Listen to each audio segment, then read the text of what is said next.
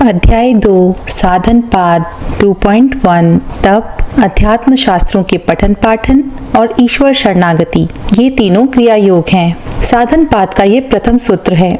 समाधि पाद में योग के मूलभूत एवं उच्च सिद्धांतों का प्रतिपादन करने के बाद महर्षि साधन पाद का आरंभ करते हैं। साधन पाद में क्रिया योग एवं अष्टांग योग के माध्यम से समाधि लाभ प्राप्त करने की विधियों एवं उपायों के ऊपर दृष्टि डाली गई है। शिष्यों को सर्वप्रथम क्रिया योग के रूप में पहला साधन बताते हैं।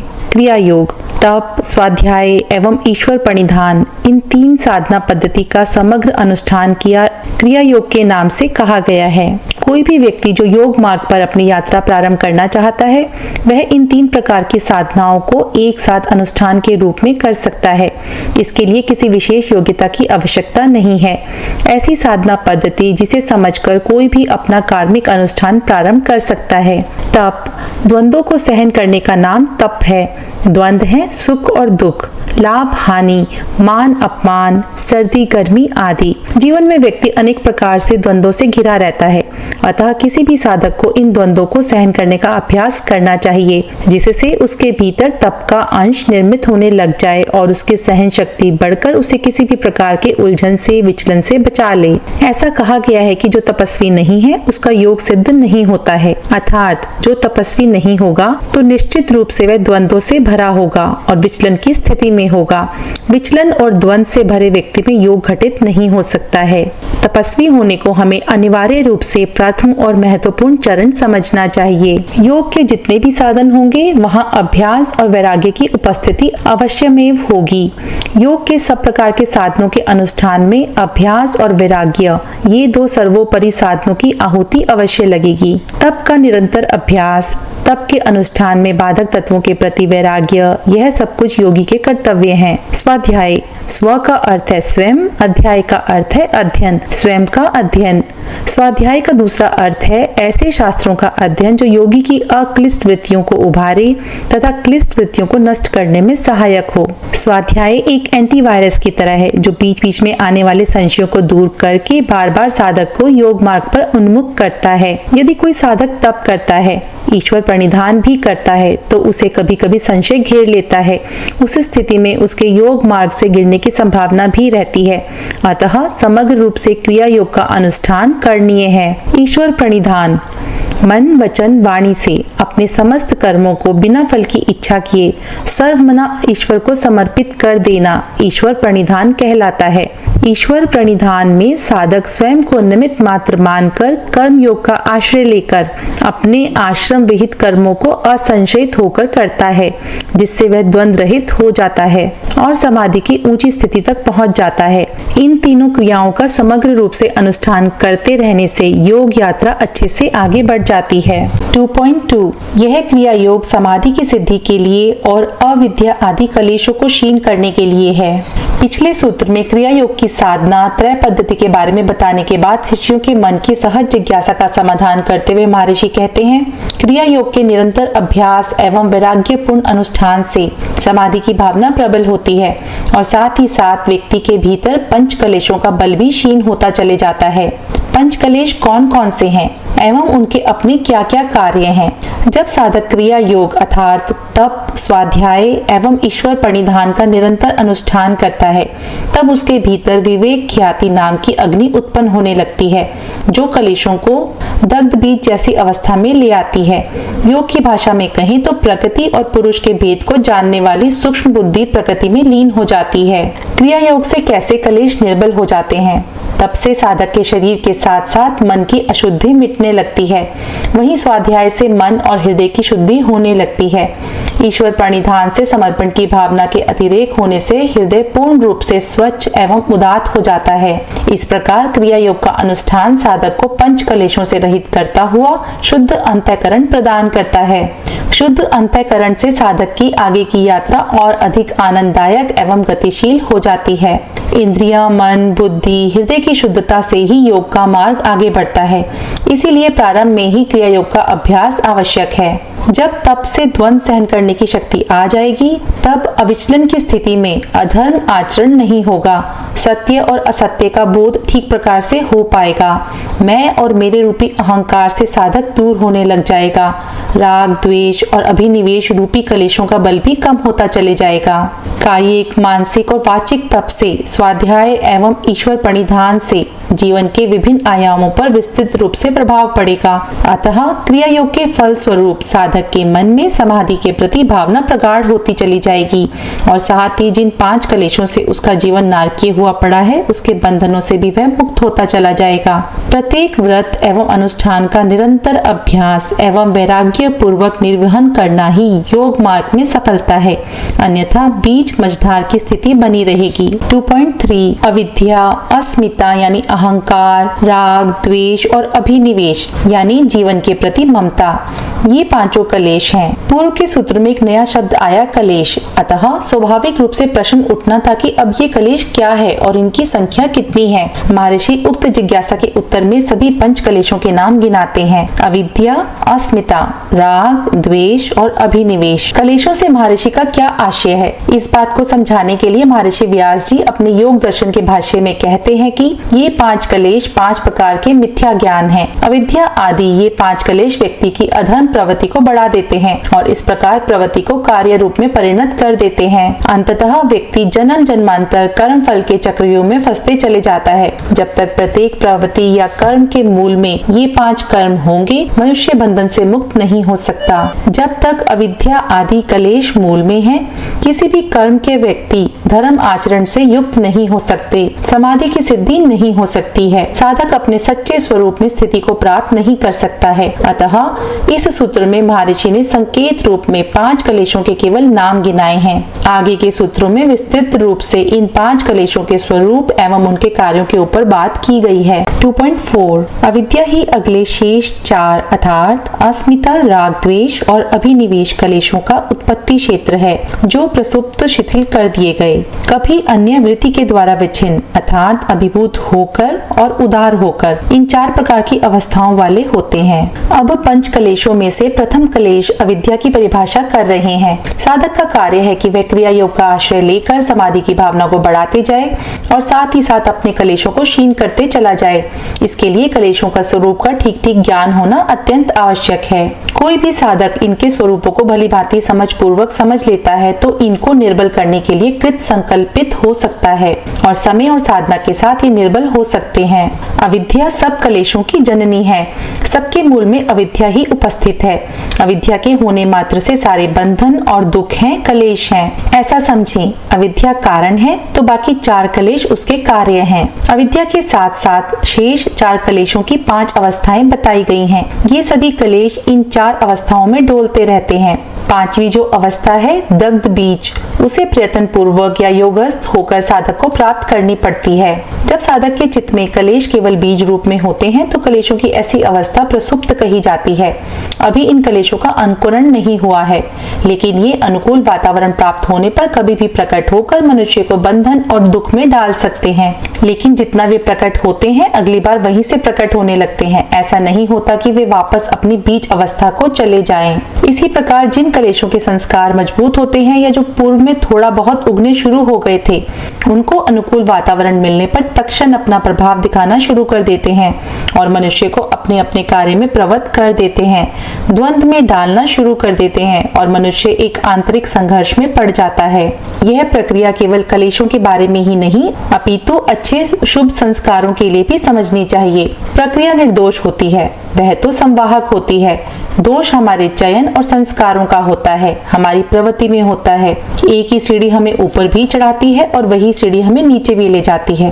हमें तय करना है कि हमें शिखर की ओर चढ़ना है या नीचे पतन की ओर। चित्त में जब कलेश थोड़ा बहुत उगा हुआ रहता है, ना तो केवल बीज रूप में और ना ही पूर्ण रूप से अंकुरित, यदि कोई भी अनुकूल परिस्थिति आ जाए तो वह तनु अवस्था से उदार अर्थात कार्य रूप में शीघ्रता से आ जाएगा। ऐसा समझे कि कोई व्यक्ति क्रोधी तो नहीं है, पर अपने क्रोध को भीतर ही भीतर दबा कर रखता है। जब भी क्रोध करने की स्थिति निर्मित होने की संभावना रहती है, वह प्रयत्न पूर्वक रोक लेता है। यह क्रोध रूपी संस्कार की तनु अवस्था है। यदि मनुष्य क्रोध दबाने पर ध्यान ना दे तो कभी भी क्रोध कर सकता है। इसी प्रकार राग, द्वेष, अभिनिवेश, काम, लोभ, मोह, मद, मत्सर, ईर्ष्या आदि कलेशों या संस्कारों के विषय में समझ लेना चाहिए। आज के समय में सभी कलेश और बुरे संस्कार इस तनु अवस्था में हैं और लोगों के जीवन में क्रिया योग अर्थात तप, स्वाध्याय और ईश्वर परिनिधान के अभाव के कारण सारे अनर्थ हो रहे हैं। सभी कलेशों को जैसे ही अनुकूल आलंबन मिलता है तो वे उदार अवस्था में आकर मनुष्य को अपने अपने कार्य में प्रवृत्त कर देते हैं और फिर नाना प्रकार से भानते रहते हैं। इस प्रकार पूरी दुनिया एक अनजाने से भय, चिंता और अवसाद का शिकार हो रही है। विच्छिन्न, जब कोई एक कलेश प्रबल रूप से उदार अवस्था में आ जाते हैं तो उसके विरोधी स्वभाव वाले कलेश चित्त में नीचे दब जाते हैं। ऐसे कलेशों को विच्छिन्न अवस्था वाला कहा जाएगा। जैसे कोई व्यक्ति किसी अन्य व्यक्ति से द्वेष करता है और अभी वह अपने बच्चे से अच्छे से प्रेम पूर्वक बात कर रहा है, उसके साथ खेल रहा है, उसके बच्चे के प्रति राग का भाव प्रबल है। अचानक से ऐसा व्यक्ति उसके सम्मुख आ जाता है जिससे वह घनघोर द्वेष करता है, तो उसके राग के भाव नीचे दब जाएंगे और द्वेष की प्रवृत्ति प्रबल हो जाएगी। इस स्थिति में जो राग नामक कलेश है उसकी विच्छिन्न अवस्था हो जाएगी और द्वेष को उदार अवस्था वाला कहेंगे। अतः स्पष्ट है कि कलेशों की प्रसुप्त अवस्था बालपन में सबसे अधिक होती है। उसके बाद जैसे जैसे व्यक्ति संसार में विचरण करने लगता है उसके कलेश धीरे धीरे तनु और फिर विच्छिन्न एवं उदार होते चले जाते हैं। यदि क्रिया योग का सहारा ना लिया जाए तो मनुष्य में सभी कलेश विकार या तो विच्छिन्न अवस्था में होंगे या फिर उदार रूप में प्रकट होंगे। उदार, जब कोई भी कलेश अनुकूल वातावरण पड़ने पर तीव्र रूप में कार्य रूप में आ जाता है तो उसे उस कलेश की उदार अवस्था में आना कहते हैं। दग्ध बीज, कलेशों की दग्ध बीज की अवस्था केवल युक्त योगी जनों की होती है। जब किसी कलेश की उदार या विच्छिन्न अवस्था को क्रिया योग के साधन से तनु किया जाता है और फिर योग मार्ग पर आगे बढ़ते हुए निर्बीज समाधि से पूरी तरह समाप्त किया जाता है। 2.5 अनित्य, अपवित्र, दुख और आत्मा से भिन्न पदार्थ में यथाक्रम से नित्य, पवित्र, सुख और आत्मा भाव की अनुभूति अविद्या है। पूर्व सूत्र में अविद्या की छोटी सी परिभाषा दी थी कि वह सभी कलेशों की जननी है, प्रभव या प्रसव भूमि है। इस सूत्र में अविद्या के स्वरूप के बारे में बता रहे हैं। अनित्य पदार्थों में नित्यता देखना, अशुद्ध पदार्थों में शुद्धता देखना, दुख को सुख समझना और जड़ पदार्थों को चेतन जानना, यही अविद्या का प्रमुख लक्षण है। कैसे हम अनित्य में नित्य का दर्शन करते हैं? यह प्रकृति त्रिगुणात्मक है। प्रकृति के जड़ पदार्थों से निर्मित इस मानव शरीर को भी नित्य समझना गहरी अविद्या है। यह शरीर सदा रहेगा, इस प्रकार की बुद्धि रखने वाला घोर अविद्या में जी रहा है। यदि कोई शरीर को अनित्य समझकर तदनुरूप भावनात्मक एवं क्रियात्मक आचरण नहीं करता, वह तो अत्यंत घनघोर अविद्या रूपी कलेश से ग्रसित है, ऐसा समझना चाहिए। अपने भी दैनिक जीवन में हम अनित्य पदार्थों से संबंध रहते हैं, उनके प्रति यदि नित्यता के भाव से व्यवहार करते हैं, समझते हैं कि ये व्यक्ति, स्थान, संबंध और नित्य बने रहेंगे, तो ऐसा समझना ही अविद्या है। वस्तुतः सर्वप्रथम इस शरीर को नित्य मानना ही सब प्रकार के अविद्या के मूल में है। शरीर को नित्य मानकर जब हम व्यक्ति, वस्तु, स्थान और संबंधों को नित्य मानकर व्यवहार करने लगते हैं तो पूरी तरह अविद्या से आविष्ट हो जाते हैं। तब बंधन और अधिक कठोर और दुखदायी होने लग जाता है। योग का प्रारंभ स्वयं अर्थात शरीर, मन, बुद्धि से होता हुआ आत्म तत्व तक जाता है। अतः शरीर, मन, बुद्धि के विकारों से ऊपर उठकर, देह अभ्यास से ऊपर उठकर ही योग सिद्ध होता है। इसलिए अविद्या के जितने भी रूप हैं, वे सबसे पहले साधक को अपने शरीर, मन एवं बुद्धि से जोड़कर देखने पड़ेंगे और उनसे निवृत्त होना पड़ेगा। अविद्या का तीसरा प्रमुख स्वरूप है दुख को सुख समझना। संसार में जिसे लोग सुख समझते हैं, वस्तुतः वही दुख है। इस प्रकार दुख को सुख समझना एक गहरी अविद्या है, जिसके फेर में पूरी दुनिया घूम रही है। केवल योगी व्यक्ति ही आभासीय और सांसारिक सुखों में दुख दर्शन कर उनसे दूर होने का अभ्यास करता है। ये संसार माया से बना है, ऐसा सभी सामान्य रूप से कहते पाए जाते हैं, लेकिन वह माया कैसे समझ में आए, ये भी एक बहुत बड़ी माया है। अतः संसार में जिसे सुख माना जा रहा है वस्तुतः वह दुख ही है। जब तक एक साधक दुख और सुख दोनों प्रकार की अनुभूति से मुक्त नहीं होगा तब तक वह जीवन मुक्त नहीं हो सकता। योग के मार्ग पर यह सबसे बड़ी परीक्षा है साधक की। अविद्या के चौथे रूप में अनात्मा में आत्मा का दर्शन करना अविद्या है। जड़ पदार्थों में आत्म भाव रखना अविद्या है। मन बुद्धि शरीर को ही आत्मा मानकर चलना अविद्या है। जड़ एवं चेतन तत्व का ठीक ठीक निर्धारण नहीं कर पाना अविद्या है। जब तक कोई साधक प्रकृति और पुरुष का समझ की दृष्टि से भेद ठीक से नहीं जान पाता है तो वह योग की अपनी यात्रा प्रारंभ नहीं कर सकता है। 2.6 दृक् शक्ति और दर्शन शक्ति, इन दोनों का एक रूप जैसा भान होना अस्मिता कलेश है। हमारे शरीर में दो प्रकार की शक्ति है, एक है दृक् शक्ति अर्थात देखने वाला पुरुष और दूसरी है दर्शन शक्ति अर्थात देखने की साधन स्वरूपा बुद्धि। जब इन दोनों शक्तियों के बीच भेद ज्ञान को ना देखकर दोनों के एक रूप ज्ञान को अस्मिता नामक कलेश कहते हैं।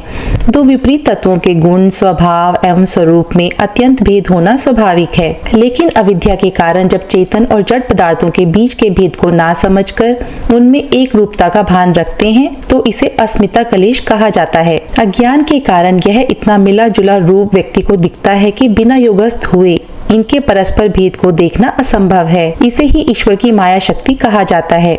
पुरुष चेतन तत्व है, वहीं बुद्धि जड़ है और प्रकृति का प्रथम विकार है।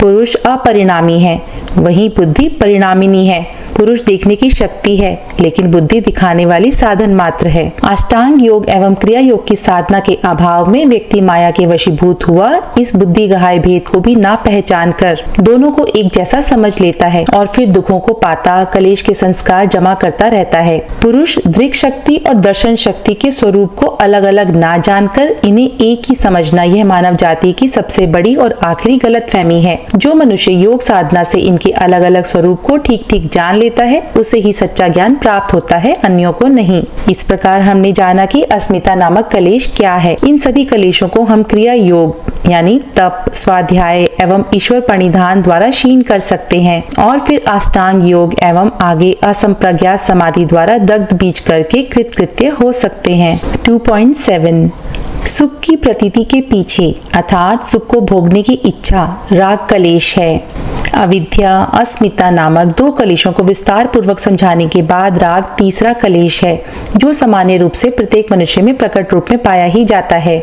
जब कभी भी हम किसी भी सुख को भोगते हैं तो भोगने के बाद हमारे अंतःकरण यानी मन बुद्धि चित्त और अहंकार में उस सुख और जिन साधनों से हमें सुख प्राप्त हुआ था उनके प्रति पुनः भोग करने की जो इच्छा है वह इच्छा विशेष या लोभ विशेष को राग नाम का कलेश कहते हैं। सुख भोगने में तो सभी को अच्छा लगता है लेकिन सुख भोगने में उतनी हानि नहीं है जितनी सुख भोगने के बाद राग नाम का कलेश आपको जीवन भर आगे दुखों में डालता रहेगा। इसीलिए साधु संत जब संन्यास लेते हैं तो राग और द्वेष रूपी इन दोनों कलेशों को छोड़ने के लिए सर्व संभव सुखों से और सांसारिक सभी द्वेषों से अपना मुंह मोड़ लेते हैं। राग और द्वेष ये दो कलेश ही दैनिक जीवन में हमें कलेशों के बीच फंसा हमारे संस्कार प्रबल करते रहते हैं। इनसे बचना ही योग मार्ग पर आगे बढ़ने की सफलता है। राग कैसे बन जाता है? मान लीजिए कि आपने जीवा से कोई सुख लिया, गुलाब जामुन खाया और उसे स्वाद ले लेकर खाया तो आपके अंदर के अंतःकरण रूपी सॉफ्टवेयर में गुलाब जामुन के प्रति सुख की इच्छा अंकित हो गई। अगली बार जब गुलाब जामुन आपके सम्मुख होगा तब पुरानी स्मृति या याद अंतःकरण देगा और आपको भीतर से धक्का देगा कि गुलाब जामुन खाओ। यदि सहज उपलब्ध है तो आप खा लेंगे, लेकिन यदि गुलाब जामुन प्राप्त करने में कोई बाधा आ रही है तो आपको बेचैन भी करने लग जाएगा। यह सब राग नाम का कलेश करा रहा है।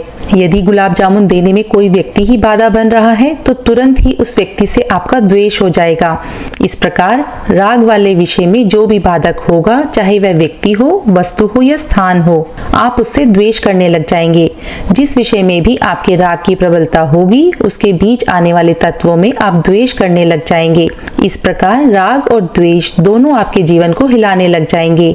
फिर द्वंद्व विचलन और उलझन जीवन में शुरू होती चली जाएगी। इसी प्रकार के जितने भी सुख हम अन्य इंद्रियों आँख, नाक, कान, त्वचा से लेते हैं उनके विषय में भी ऐसा ही समझ लेना चाहिए। 2.8 दुख की प्रतीति के पीछे अर्थात दुख को ना भोगने की इच्छा द्वेष कलेश है। यह भी सर्वविदित ही है कि सबके जीवन में अलग अलग दुख आते रहते हैं। जब दुख भोग लिया जाता है या आकर चला जाता है तो उसके बाद दुख और जिनके कारण से दुख मिला था उन्हें दूर करने की इच्छा संस्कार रूप में चित्त में अंकित रह जाती है, जिसे द्वेष नामक कलेश कहते हैं। द्वेष नामक कलेश से अनेक दुर्भाव जैसे मानसिक एवं प्रकट क्रोध, हिंसा, ईर्ष्या उत्पन्न होते हैं।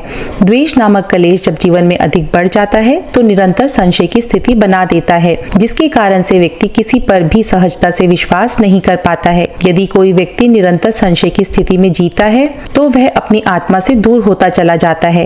एक प्रकार से वह केवल शरीर भाव में ही जी रहा है। जीवन के असली तत्व जो वह स्वयं आत्म स्वरूप है उससे बहुत अधिक बिछड़ने लग जाता है। यह स्थिति अत्यंत भयावह है। द्वेष कलेश बढ़ने से लगातार नकारात्मक भाव बढ़ने लग जाता है। स्वभाव से चिड़चिड़ा और शिकायती होने लग जाता है। जब कोई व्यक्ति किसी दुख से ग्रसित होता है तो चिंतन करता है कि दुख क्यों आया, किन साधनों के कारण आया, तो यह दुख का अनुभव संस्कार रूप में चित्त पर चिपक जाता है। चित्त पर चिपके ये संस्कार कोई भी अनुकूल वातावरण उत्पन्न होने पर स्मृति को उत्पन्न कर देते हैं। फिर इस स्मृति से द्वेष पैदा होता है।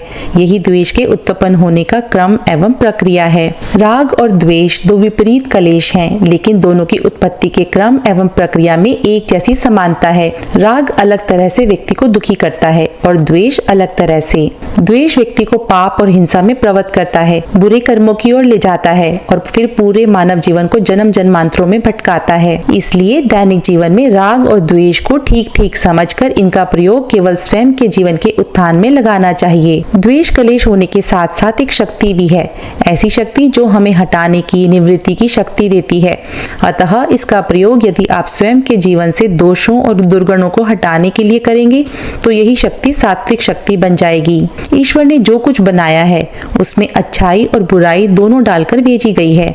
अब ये आपका चुनाव है कि आप उस शक्ति का प्रयोग अच्छाई के लिए करते हैं या स्वयं उसकी चपेट में आकर स्वयं को नष्ट करते हैं। जग की सेवा खोज अपनी, प्रीति उससे कीजिए, जिंदगी का राज है ये, जान कर जी लीजिए। 2.9 जो परंपरागत स्वभाव से चला आ रहा है एवं जो मूढ़ों की भांति विवेकशील पुरुषों में भी विद्यमान देखा जाता है वह अभिनिवेश अर्थात जीवन के प्रति ममता है। प्रत्येक व्यक्ति के भीतर एक डर समान रूप से वर्तमान है, वह है मृत्यु का डर। इसे अभिनिवेश कलेश के नाम से कहा गया है। केवल सामान्य मनुष्य ही नहीं अपितु ऐसे विद्वान भी हैं जो अभी केवल शास्त्रीय रीति से आत्मा, परमात्मा, प्रकृति को जानते हैं, योग के सिद्धांतों, नियमों को केवल जानते ही हैं और अभी जीवन मुक्ति का अभ्यास कर रहे हैं। वे भी इस अभिनिवेश कलेश से युक्त होते हैं। यह कलेश अत्यंत सूक्ष्म रूप से सामान्य मनुष्यों, विद्वानों के चित्त में उपस्थित रहता ही है। एक प्रश्न उठता है कि इस जन्म में बिना मृत्यु के क्षण आए हुए कैसे किसी को मृत्यु का भय हो सकता है। यदि किसी को मृत्यु के क्षण आए हों लेकिन मृत्यु मुख से बच गया हो तब तो उसे मृत्यु का भय क्या होता है ये पता चल सकता है। लेकिन सभी के जीवन में ना तो ऐसी घटनाएं होती हैं और ना ही ऐसा संभव हो सकता है। तब किस कारण से सभी जीव मात्र के मन में मृत्यु का डर अर्थात अभिनिवेश कलेश बैठा हुआ है। ये भी सत्य है कि प्रत्येक प्राणी के भीतर अभिनिवेश कलेश है। इसका अर्थ है कि संस्कार रूप में ये डर बैठा हुआ है, इस जन्म से नहीं बल्कि पूर्व जन्म में जब उसकी मृत्यु हुई थी तब उसके मन में मृत्यु का जो भय उत्पन्न हुआ था वही वर्तमान जीवन में अभिनिवेश कलेश के रूप में आंतरिक रूप से बना हुआ है। इससे पूर्व जन्म भी सिद्ध हो जाता है। आत्मा अजर और अमर है, ये भी सिद्ध होता है। जन्म जन्मांतरों से जीवन का प्रवाह चला आ रहा है। इस बात की सिद्धि भी अभिनिवेश नामक कलेश के रहने से हो जाती है। इसलिए जो निरंतर तप, स्वाध्याय एवं ईश्वर परिधान रूपी साधना त्रय का आश्रय लेकर जीवन में आगे बढ़ते हैं वे मृत्यु के भय से भी मुक्त होते चले जाते हैं। और जब किसी योगी को पूर्ण रूप से यथार्थ या तत्व ज्ञान का अनुभव हो जाता है वह ना तो स्वयं की मृत्यु के भय से ग्रसित होता है अपितु किसी भी प्राणी की मृत्यु पर व्यथित नहीं होता है। 2.10 वे पूर्व उक्त 5 कलेश जो क्रिया योग से सूक्ष्म अवस्था को प्राप्त हैं चित्त को अपने कारण में विलीन करने के साधन द्वारा नष्ट करने योग्य हैं। पूर्व की सूत्र संख्या 3 से लेकर 9 तक महर्षि पतंजलि ने पंच कलेशों के स्वरूप एवं कार्यों के विषय में विस्तार से समझाया। शिष्यों द्वारा कलेशों को ठीक से जान लेने के बाद उनके मन में जिज्ञासा हुई कि ये कलेश तो बहुत खतरनाक हैं, इनके कारण तो पूरा जीवन ही अस्त व्यस्त हुआ पड़ा है, सारे बंधन और दुखों का कारण भी यही है, तो अब इनका सर्वथा नाश किस प्रकार संभव है? क्या क्रिया योग से केवल इन्हें तनु ही किया जा सकता है या कोई और उपाय भी है?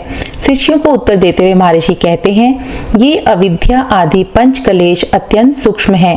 ये चित्त रूपी जिस प्रकृति से उत्पन्न हुए हैं उसी में लीन होने योग्य होने से त्याज्य हैं। योग साधना में जो बाधक तत्व हैं उन्हें उनके कारण में लीन करना पड़ता है और जो समाधि में सहायक तत्व हैं उनकी अभिव्यक्ति करनी होती है। साधक को ये समझना बहुत आवश्यक है कि कौन से दुर्गुण किस कारण में जाकर लीन होंगे और कौन से सहायक तत्व या भाव किस कारण से अभिव्यक्त होंगे। योग मार्ग में कुछ भी नष्ट नहीं होता, सिर्फ लीन हो जाता है। जो जिससे उत्पन्न है उसी में जाकर उसका विलय होना ही नष्ट होना कहा जाता है।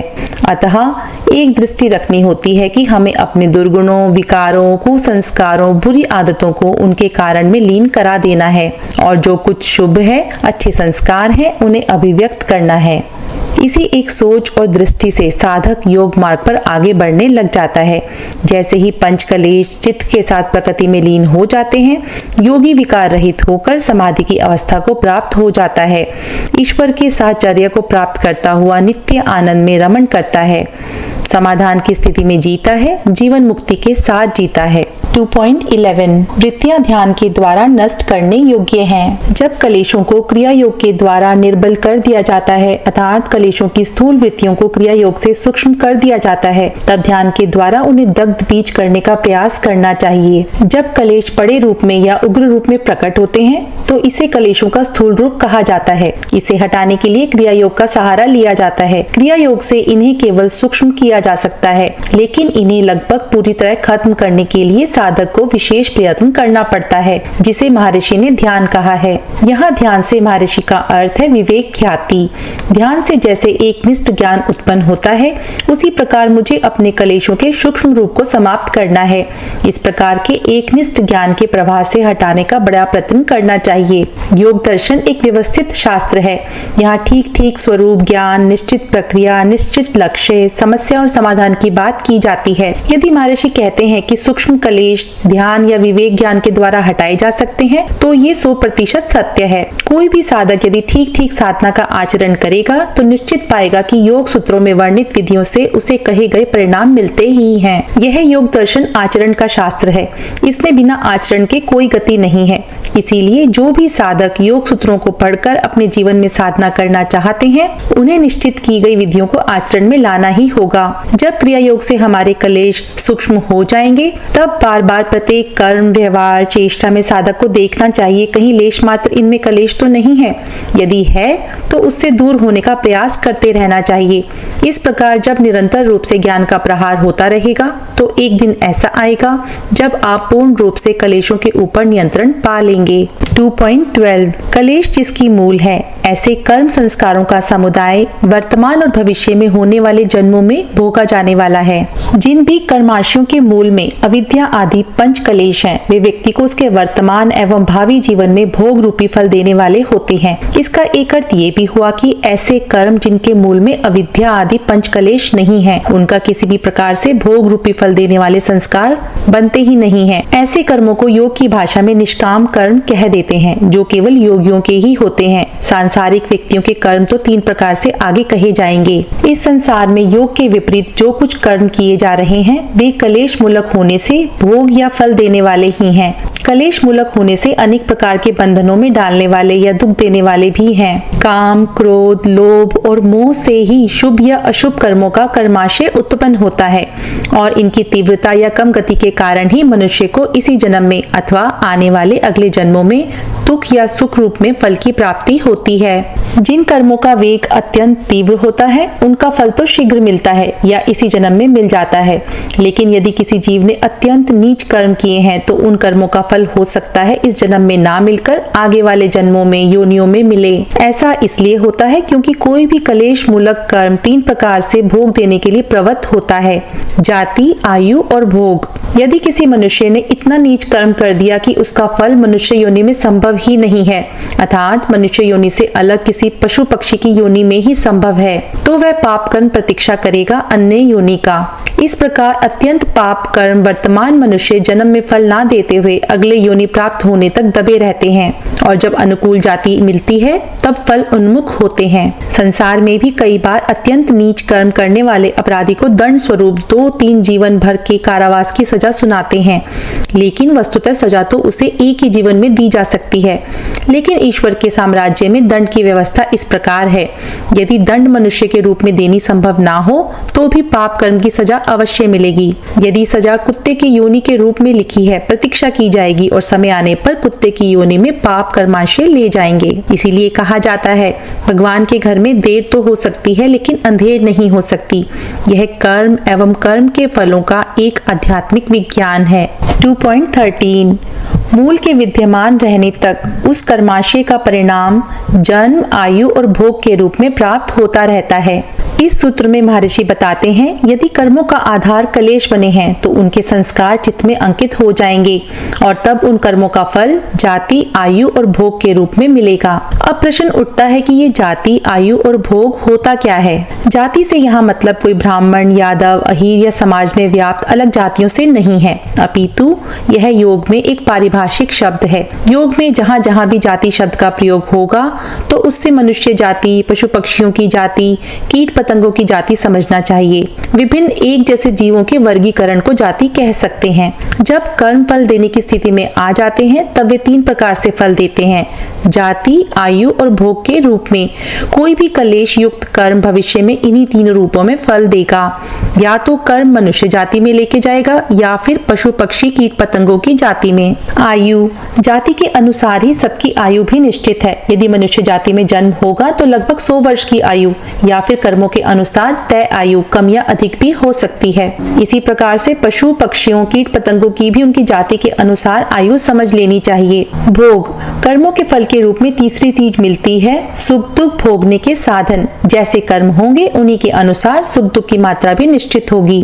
जिन कर्मों के द्वारा जितना दुख मिलना होगा वे मिलकर रहेंगे और जिन अच्छे कर्मों के द्वारा सुख मिलना होगा वो भी मिलकर रहेगा। इसमें ये भी समझना आवश्यक है कि केवल मनुष्य एक ऐसी योनि है जहाँ पूर्व संचित कर्मों के संस्कारों के कारण सुख दुख रूप फल भोगने के साथ नए कर्माशय सकाम और निष्काम भी बनते हैं। मनुष्य योनि से भिन्न जो भी जातियां हैं वे केवल भोग योनियां हैं। वे केवल पूर्व के संस्कारों के फल को भोगकर उस योनि से छूट जाती हैं। इसका मुख्य कारण है कि मनुष्य नए कर्मों को करने के लिए स्वतंत्र है, लेकिन मनुष्य से भिन्न भोग योनियां नए कर्म नहीं बनाती हैं। वे पुराने संस्कारों को केवल भोगने आती हैं। 2.14 जन्म, आयु और भोग हर शोक रूपी फल देते हैं क्योंकि पुण्य और पाप उनकी यथाक्रम से कारण है। पिछले कर्मों के फल स्वरूप मिलने वाले वे जाति, आयु और भोग सुख दुख रूपी फल देने वाले होते हैं, क्योंकि सभी कर्मों के कर्माशय बनने में शुभ कर्म या पुण्य कर्म कारण होते हैं। पुण्य से उत्पन्न कर्म सुख देने वाले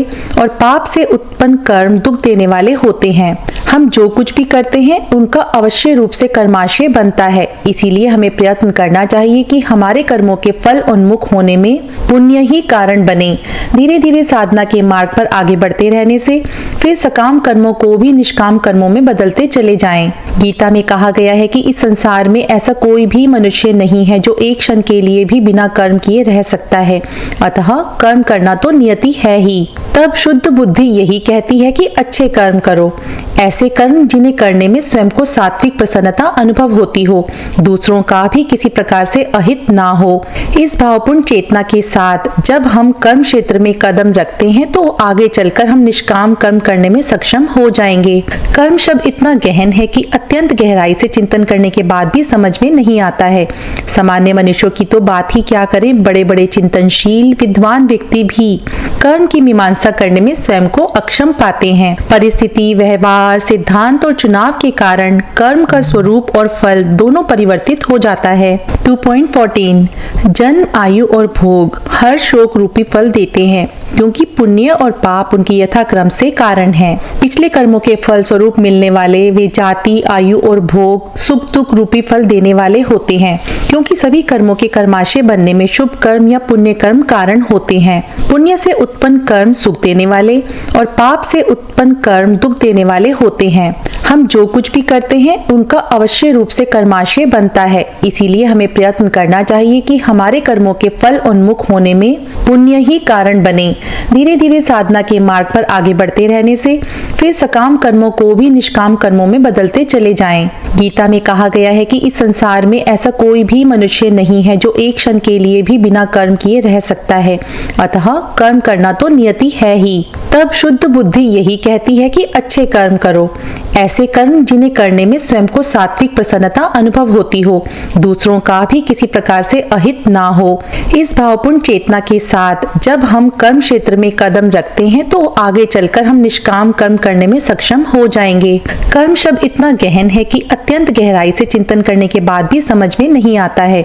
सामान्य मनुष्यों की तो बात ही क्या करें, बड़े बड़े चिंतनशील विद्वान व्यक्ति भी कर्म की मीमांसा करने में स्वयं को अक्षम पाते हैं। परिस्थिति, व्यवहार, सिद्धांत और चुनाव के कारण कर्म का स्वरूप और फल दोनों परिवर्तित हो जाता है। 2.15 परिणाम दुख, ताप दुख और संस्कार दुख, इन तीन प्रकार के दुखों के कारण और तीनों गुणों की वृत्तियों में परस्पर विरोधी स्वभाव के कारण विवेकी के लिए सबके सब कर्मफल दुख रूप ही हैं। इस संसार में सब कुछ मिलकर बना है। संसार का व्यवहार विरोधी स्वभाव वाला है। यहाँ अच्छाई भी है और बुराई भी, यहाँ अच्छी प्रवृत्ति भी है और बुरी भी, यहाँ पुण्य करने के अवसर हैं तो पाप करने के अवसर भी। संक्षेप में कहे तो यहाँ सब कुछ उपलब्ध है।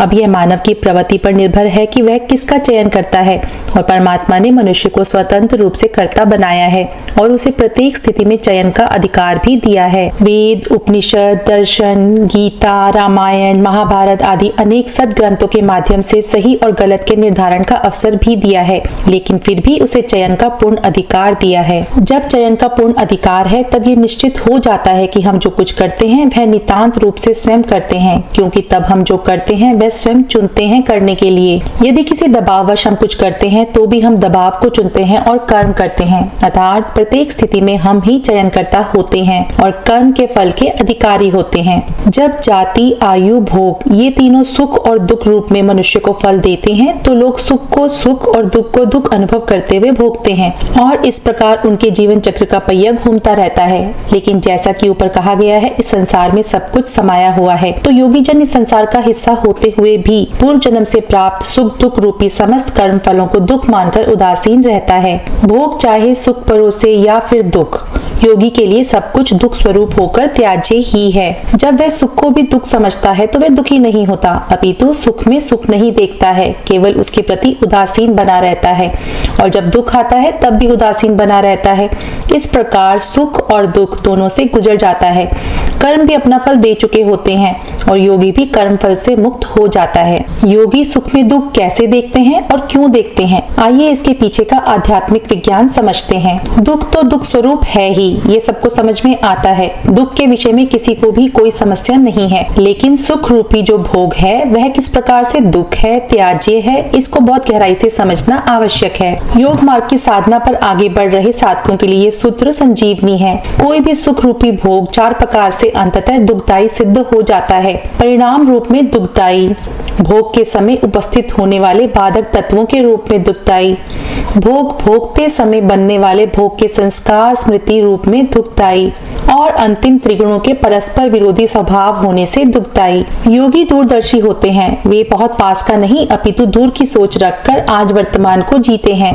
तत्कालिक वासनाओं में फंसकर थोड़े बहुत सुख लेकर वे दीर्घकालिक बड़ी हानि नहीं होने देते। यही एक बहुत बड़ा फर्क हो जाता है योगी में और एक सांसारिक व्यक्ति में। योगी के सम्मुख जब पूर्व जन्म के पुण्य कर्मों के कारण कोई सुख भोग के लिए आता है तब वे ये सोचकर कि भले ही तत्कालिक रूप से मुझे ये सुख का आभास कराएगा, लेकिन परिणाम में में अंत में दुख ही देगा। सुख का ये स्वभाव है कि भोगने के बाद आपको दुख देगा ही। ऐसा सोचकर और ठीक ठीक मानकर योगी सुख में भी दुख दर्शन कर सुख से भी उदासीन या निवृत्त हो जाता है। काम, क्रोध, लोभ और मोह पूर्वक सुख भोगने का प्रयत्न करेगा और फिर गहरे में फंसता चला जाएगा। योगी इसी दुर्दशा को पहले से ही समझकर सुख में दुख का दर्शन करके मुक्त हो जाता है। यदि परिणाम, ताप और संस्कार से भी कोई ना समझे कि सुख में दुख छिपा है, तब तो महर्षि कहते हैं कि त्रिगुणों का परस्पर विरोधी स्वभाव आपको बार बार दुख में लेकर जाएगा, क्योंकि ये तीन गुण सदा चलायमान होते हैं और एक स्थिति में अधिक देर तक स्थिर नहीं रहते। कभी सत्व ऊपर कार्य रूप में होगा तो रजस और तमस नीचे दबे होंगे, फिर रजस ऊपर आएगा तब सत्व और तमस नीचे दब जाएंगे, फिर तमस जब ऊपर आएगा तो रजस और सत्व दब जाएंगे। सत्व का फल सुख तो रजस का फल दुख कहा गया है, वहीं तमस का फल मोह बताया गया है। जब सत्व में सदैव स्थिति नहीं होगी तो दुख और मोह से युक्त जीवन होगा।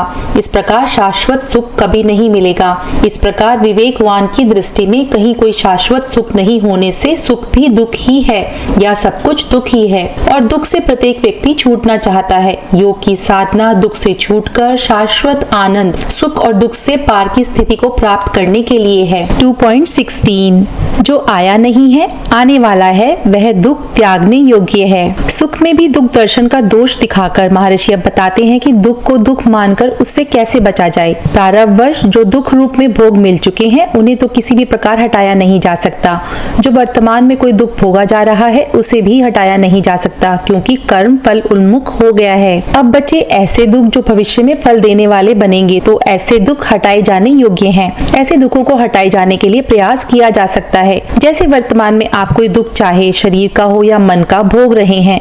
यह दुख 2 दिन से भोग रहे हैं, तब 2 दिन तक जो दुख आपको हुआ है, इसे आप नहीं हटा सकते, क्योंकि वह तो भोगा जा चुका है। अब कोई मार्ग नहीं है कि आप पीछे जाकर उसका निवारण करें। अब वर्तमान में जो दुख आपको महसूस हो रहा है, उसे भी आप नहीं हटा सकते, क्योंकि यह एक एक क्षण में आपको महसूस हो रहा होगा। यदि आप इसे हटाने का प्रयत्न करेंगे तो पल पल में वर्तमान भूतकाल बनता जा रहा है। अतः वर्तमान दुख को भी आप नहीं हटा सकते हैं। अब आप दुख से छूटने के लिए जो कुछ प्रयास करेंगे, वह भविष्य में आने वाले दुख का ही निवारण करेगा। अतः केवल भविष्य में आने वाले दुख ही त्याज्य हैं। इसलिए महर्षि ने सूत्र कहा कि आने वाला दुख ही हटाने योग्य है, वर्तमान या भूतकाल का दुख नहीं। एक और उदाहरण से समझने का प्रयास करते हैं। वर्षा काल में पहाड़ों से अनेक पानी की धाराएं मिलकर एक नदी का विकराल रूप बनाकर किनारे के गांवों में भीषण हाहाकार मचाती हैं। इस प्रकार बहुत जान माल का नुकसान होता है। जब नदी में बाढ़ आती है और उससे जो नुकसान होता है, उसे आप नहीं रोक सकते, लेकिन यदि सब मिलकर वहां एक बांध का निर्माण कर अतिशय जल राशि को रोक दें और वहां से पानी की गति नियंत्रित कर दें, तो भीषण हानि से बचा जा सकता है। इस प्रकार भावी दुख या घटनाओं से बचा जा सकता है। इसी प्रकार जीवन में भी आगे दुख ना आए, इसके लिए पूर्व तैयारी की जा सकती है। यदि आप प्रबल रूप से पुण्य कर्म करेंगे, तो जो पाप रूपी कर्म दुख देने के लिए आएंगे, उन्हें फल देने से रोका जा सकता है। तीव्र अच्छे कर्मों का प्रवाह दुख के मार्ग में आ सकता है। 2.17 दृष्टा और दृश्य का संयोग उक्त दुख का कारण है। योग में दुख को हे के नाम से कहा गया है। इससे पूर्व के सूत्र में महर्षि भविष्य में आने वाले दुख को छोड़ने के लिए कहते हैं। अब पर 2 प्रश्न उठते हैं। इस दुख का कारण क्या है और इस दुख को कैसे हटाया जाए? दृष्टा और दृश्य का संयोग ही हे अर्थात दुख का कारण है। दृष्टा कहते हैं शरीर में स्थित जीवात्मा को, और दृश्य कहते हैं सत्व, रजस और तमस एवं उनसे उत्पन्न बुद्धि आदि समस्त जड़ पदार्थ। पुरुष या जीवात्मा एवं प्रकृति का जो संयोग, अज्ञान पूर्वक जो संबंध है, वही त्याज्य दुख का कारण है। इस संसार में अलग अलग लोग अपने अपने दुखों से परेशान रहते हैं और अपने अपने स्तर पर वे उन दुखों को दूर करने का प्रयास करते रहते हैं। उन प्रयासों से उन्हें कभी तात्कालिक रूप से आंशिक सफलता मिलती भी है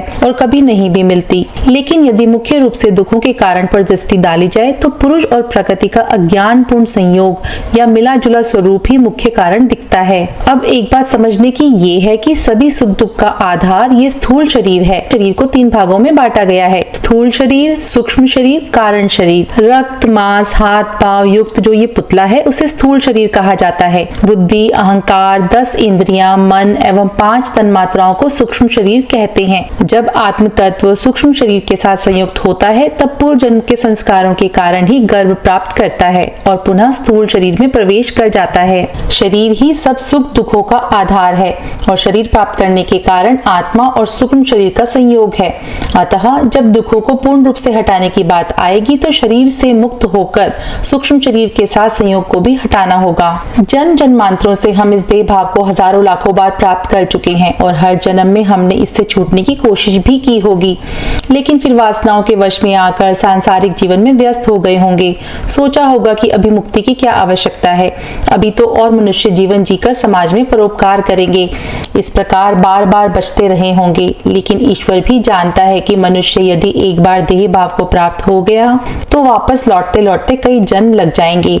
इसलिए जब इसकी सारी वासनाएं खत्म हो जाएंगी तब यह योग का सहारा लेकर आगे बढ़ेगा और फिर यदि योग्य होगा तो मुक्ति को पाकर शाश्वत आनंद में स्थित हो जाएगा, अन्यथा पुनः योग मार्ग की शरण में आता रहेगा। यह सारी व्यवस्था ऐसे ही शाश्वत रूप से चलती आ रही है। इसीलिए यदि आप में साधना के प्रति गहरी इच्छा जागृत हो रही है तो योग मार्ग पर अविलंब आगे बढ़ जाएं और फिर ये तय करें कि अब तो सब दोषों से मुक्त होकर शाश्वत शांति, मुक्ति या कैवल्य को प्राप्त करना है। 2.18 प्रकाश, क्रिया और स्थिति जिसका स्वभाव है, भूत और इंद्रियां जिसका स्वरूप है, पुरुष के लिए भोग और मुक्ति ही जिसका प्रयोजन है, वह दृश्य है। दृश्य जो प्रकाशशील, क्रियाशील एवं स्थितिशील भूत और इंद्रिय स्वरूप है एवं पुरुष के लिए भोग एवं अपवर्ग रूपी प्रयोजन द्वय को सिद्ध करता है, उसे दृश्य कहते हैं। दृश्य को आप प्रकृति के नाम से भी कह सकते हैं। सरल अर्थों में कहें तो सत्व यानी प्रकाशशील, रजस यानी क्रियाशील एवं तमस यानी स्थितिशील से बना तत्व दृश्य कहलाता है। इसके साथ ही पृथ्वी आदि जो 5 महाभूत हैं और जो 10 इंद्रियां, ज्ञानेंद्रियां और कर्मेंद्रियों का समूह है, यह भी दृश्य कहलाता है। दृश्य का ये सारा स्वरूप निष्प्रयोजन नहीं है, अपितु यह जीवात्मा के लिए भोग और अपवर्ग सिद्ध करवाने के लिए है। सांसारिक व्यक्ति भोग के लिए भी काम करता है और यदि कोई भोगों से छूटना चाहता है तो भी इसे अपवर्ग अर्थात मुक्ति प्रदान करने के लिए काम करता है। अतः एक ही साधन से दोनों प्रकार के लोगों के प्रयोजन को सिद्ध करता है दृश्य। साधक को चाहिए कि वह दृष्टा और दृश्य के स्वरूप को एक बार ठीक ठीक से समझ ले, जिससे वह अपना प्रयोजन भी ठीक से निर्धारित कर ले और जिस साधन से अपवर्ग प्राप्त करना चाहता है उसे भी ठीक से जान ले, जिससे वह उसका ठीक प्रकार उपयोग कर पाए। 2.19 विशेष, अविशेष, लिंग मात्र और अलिंग ये 4 सत्व आदि गुणों के भेद अर्थात अवस्थाएं हैं। इस सूत्र में महर्षि दृश्य के अलग अलग विभाग के बारे में बता रहे हैं। दृश्य के अंतर्गत क्या क्या जड़ पदार्थ आते हैं उसे स्वरूप भेद करके बता रहे हैं। विशेष 5 ज्ञानेंद्रियों, 5 कर्मेंद्रियों, मन एवं पृथ्वी आदि 5 स्थूल भूतों को योग में विशेष नाम दिया गया है। अविशेष 5 तन्मात्राओं एवं अहंकार को अविशेष नाम दिया गया है। लिंग मात्र महतत्व या बुद्धि को लिंग मात्र नाम दिया गया है। अलिंग सत्व, रजस और तमस की साम्य अवस्था को अलिंग नाम दिया गया है। इस प्रकार दृश्य के विशेष, अविशेष, लिंग मात्र एवं अलिंग के रूप में विभाग हैं। जानकारी की दृष्टि से कुछ विभाग समझाए जा रहे हैं। 5 स्थूलभूत आकाश, वायु, अग्नि, जल, भूमि। 5 तन्मात्रा शब्द, स्पर्श, रूप, रस, गंध। 5 ज्ञानेंद्रियां कान, त्वचा, आंख, जीवा, नाक। 5 कर्मेंद्रियां वाणी, हाथ, पांव, मलेंद्रिय, मूत्रेंद्रिय। 2.20 दृष्टा जो चेतन मात्र ज्ञान स्वरूप आत्मा है, यद्यपि वह शुद्ध अर्थात निर्विकार होता हुआ भी बुद्धि वृत्ति के अनुरूप देखने वाला है। पहले भी सरल शब्दों में बताया है कि सभी जड़ पदार्थों यानी प्रकृति, मन, बुद्धि, चित्त, अहंकार, इंद्रियां आदि इनको दृश्य के नाम से कहा जाता है और चेतन तत्व आत्मा, जीवात्मा को योग में दृष्टा के नाम से कहा गया है। दृष्टा की परिभाषा करते हुए महर्षि कहते हैं, दृष्टा अर्थात पुरुष यानी देखने वाला केवल ज्ञान स्वरूप एवं शुद्ध होता हुआ भी चित्त में उठने वाली वृत्तियों के अनुरूप देखने वाला है। अर्थात पुरुष या आत्मा नित्य शुद्ध बुद्ध एवं मुक्त होने के बाद भी चित्त में उठने वाले विचारों या वृत्तियों के अनुसार ही देखता है। चित्त जैसा दिखाएगा वैसा ही आत्मा देखेगा। आत्मा स्वयं से देखने का चयन नहीं करती, अपितु उसका चित्त जैसी जानकारी मन एवं इंद्रियों के संयोग से प्राप्त करेगा वही आत्मा देखेगी। इसीलिए कहा जाता है कि आत्मा के शुद्ध स्वरूप जो कि नित्य है उसे पाने के लिए पहले चित्त, मन, बुद्धि एवं इंद्रियों की शुद्धि अत्यंत आवश्यक है, क्योंकि यदि ये अशुद्ध रहे तो आत्मा शुद्ध होने के बाद भी अशुद्धि को ही ग्रहण करेगी। सांख्य दर्शन सहित अनेक ग्रंथों में ये बात कही गई है कि आत्मा तो निर्विकार है, शुद्ध है, लेकिन दूषित चित्त ही आत्मा को अशुद्धि के साथ जोड़ता है। आत्मा के अतिरिक्त इस देह में जो कुछ है वह उसके साधन स्वरूप है, उपकरण है। 2.21 उक्त दृश्य का स्वरूप उस दृष्टा के लिए ही है। दृश्य अर्थात प्रकृति का जो कुछ भी स्वरूप वह आत्मा के भोग एवं भोगों से निवृत्ति, मुक्ति, मोक्ष या कैवल्य दिलाने के लिए है।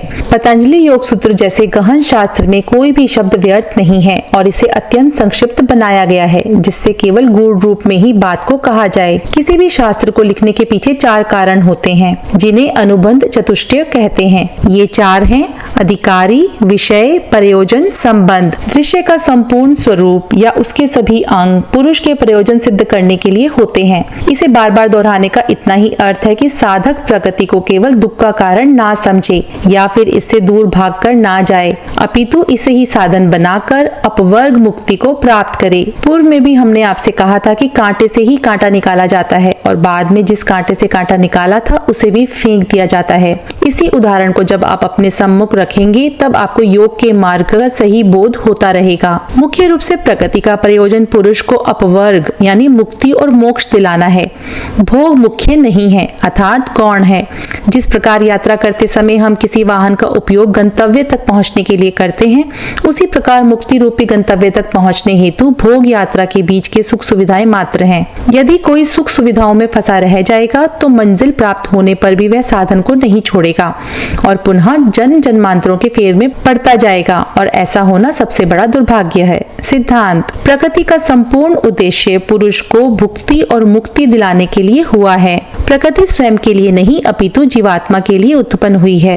प्रकृति जड़ पदार्थ है और जड़ पदार्थ स्वयं के लिए उपयोगी ना होकर चेतन तत्व के काम आते हैं। पुरुष अर्थात जीवात्मा प्रकृति के संयोग के बिना ना तो भोग ही भोग सकता है और ना ही भोगों से मुक्ति पा सकता है। 2.22 जिसका प्रयोजन अर्थात भोग और अपवर्ग रूप कार्य पूर्ण हो गया है, उस पुरुष के लिए नाश को प्राप्त हुई वह प्रकृति नष्ट नहीं होती है, क्योंकि वह दूसरों अर्थात जिन पुरुषों का प्रयोजन अभी सिद्ध नहीं हुआ है उनके लिए साधारण है। जिस भी विवेक ज्ञान प्राप्त योगी पुरुष के लिए प्रकृति अपवर्ग अर्थात मुक्ति रूपी प्रयोजन को सिद्ध कर देती है, उसके लिए प्रकृति और पुरुष का वियोग हो जाता है। लेकिन जो अन्य अज्ञानी, अविवेकी, सामान्य लोग एवं योग मार्ग में आगे बढ़ने वाले जो साधक हैं, उनके लिए प्रकृति नष्ट नहीं होती, उनके लिए तो वह बनी रहती है। प्रकृति किसी एक व्यक्ति विशेष के लिए नहीं बनी, वह तो मानव मात्र के भोग और मुक्ति के लिए बनी है। अतः जो व्यक्ति अभी मुक्त नहीं हुए हैं और वे जो योग मार्ग पर आगे बढ़ रहे हैं, उन सब के लिए प्रकृति अपने स्वरूप में बनी रहेगी।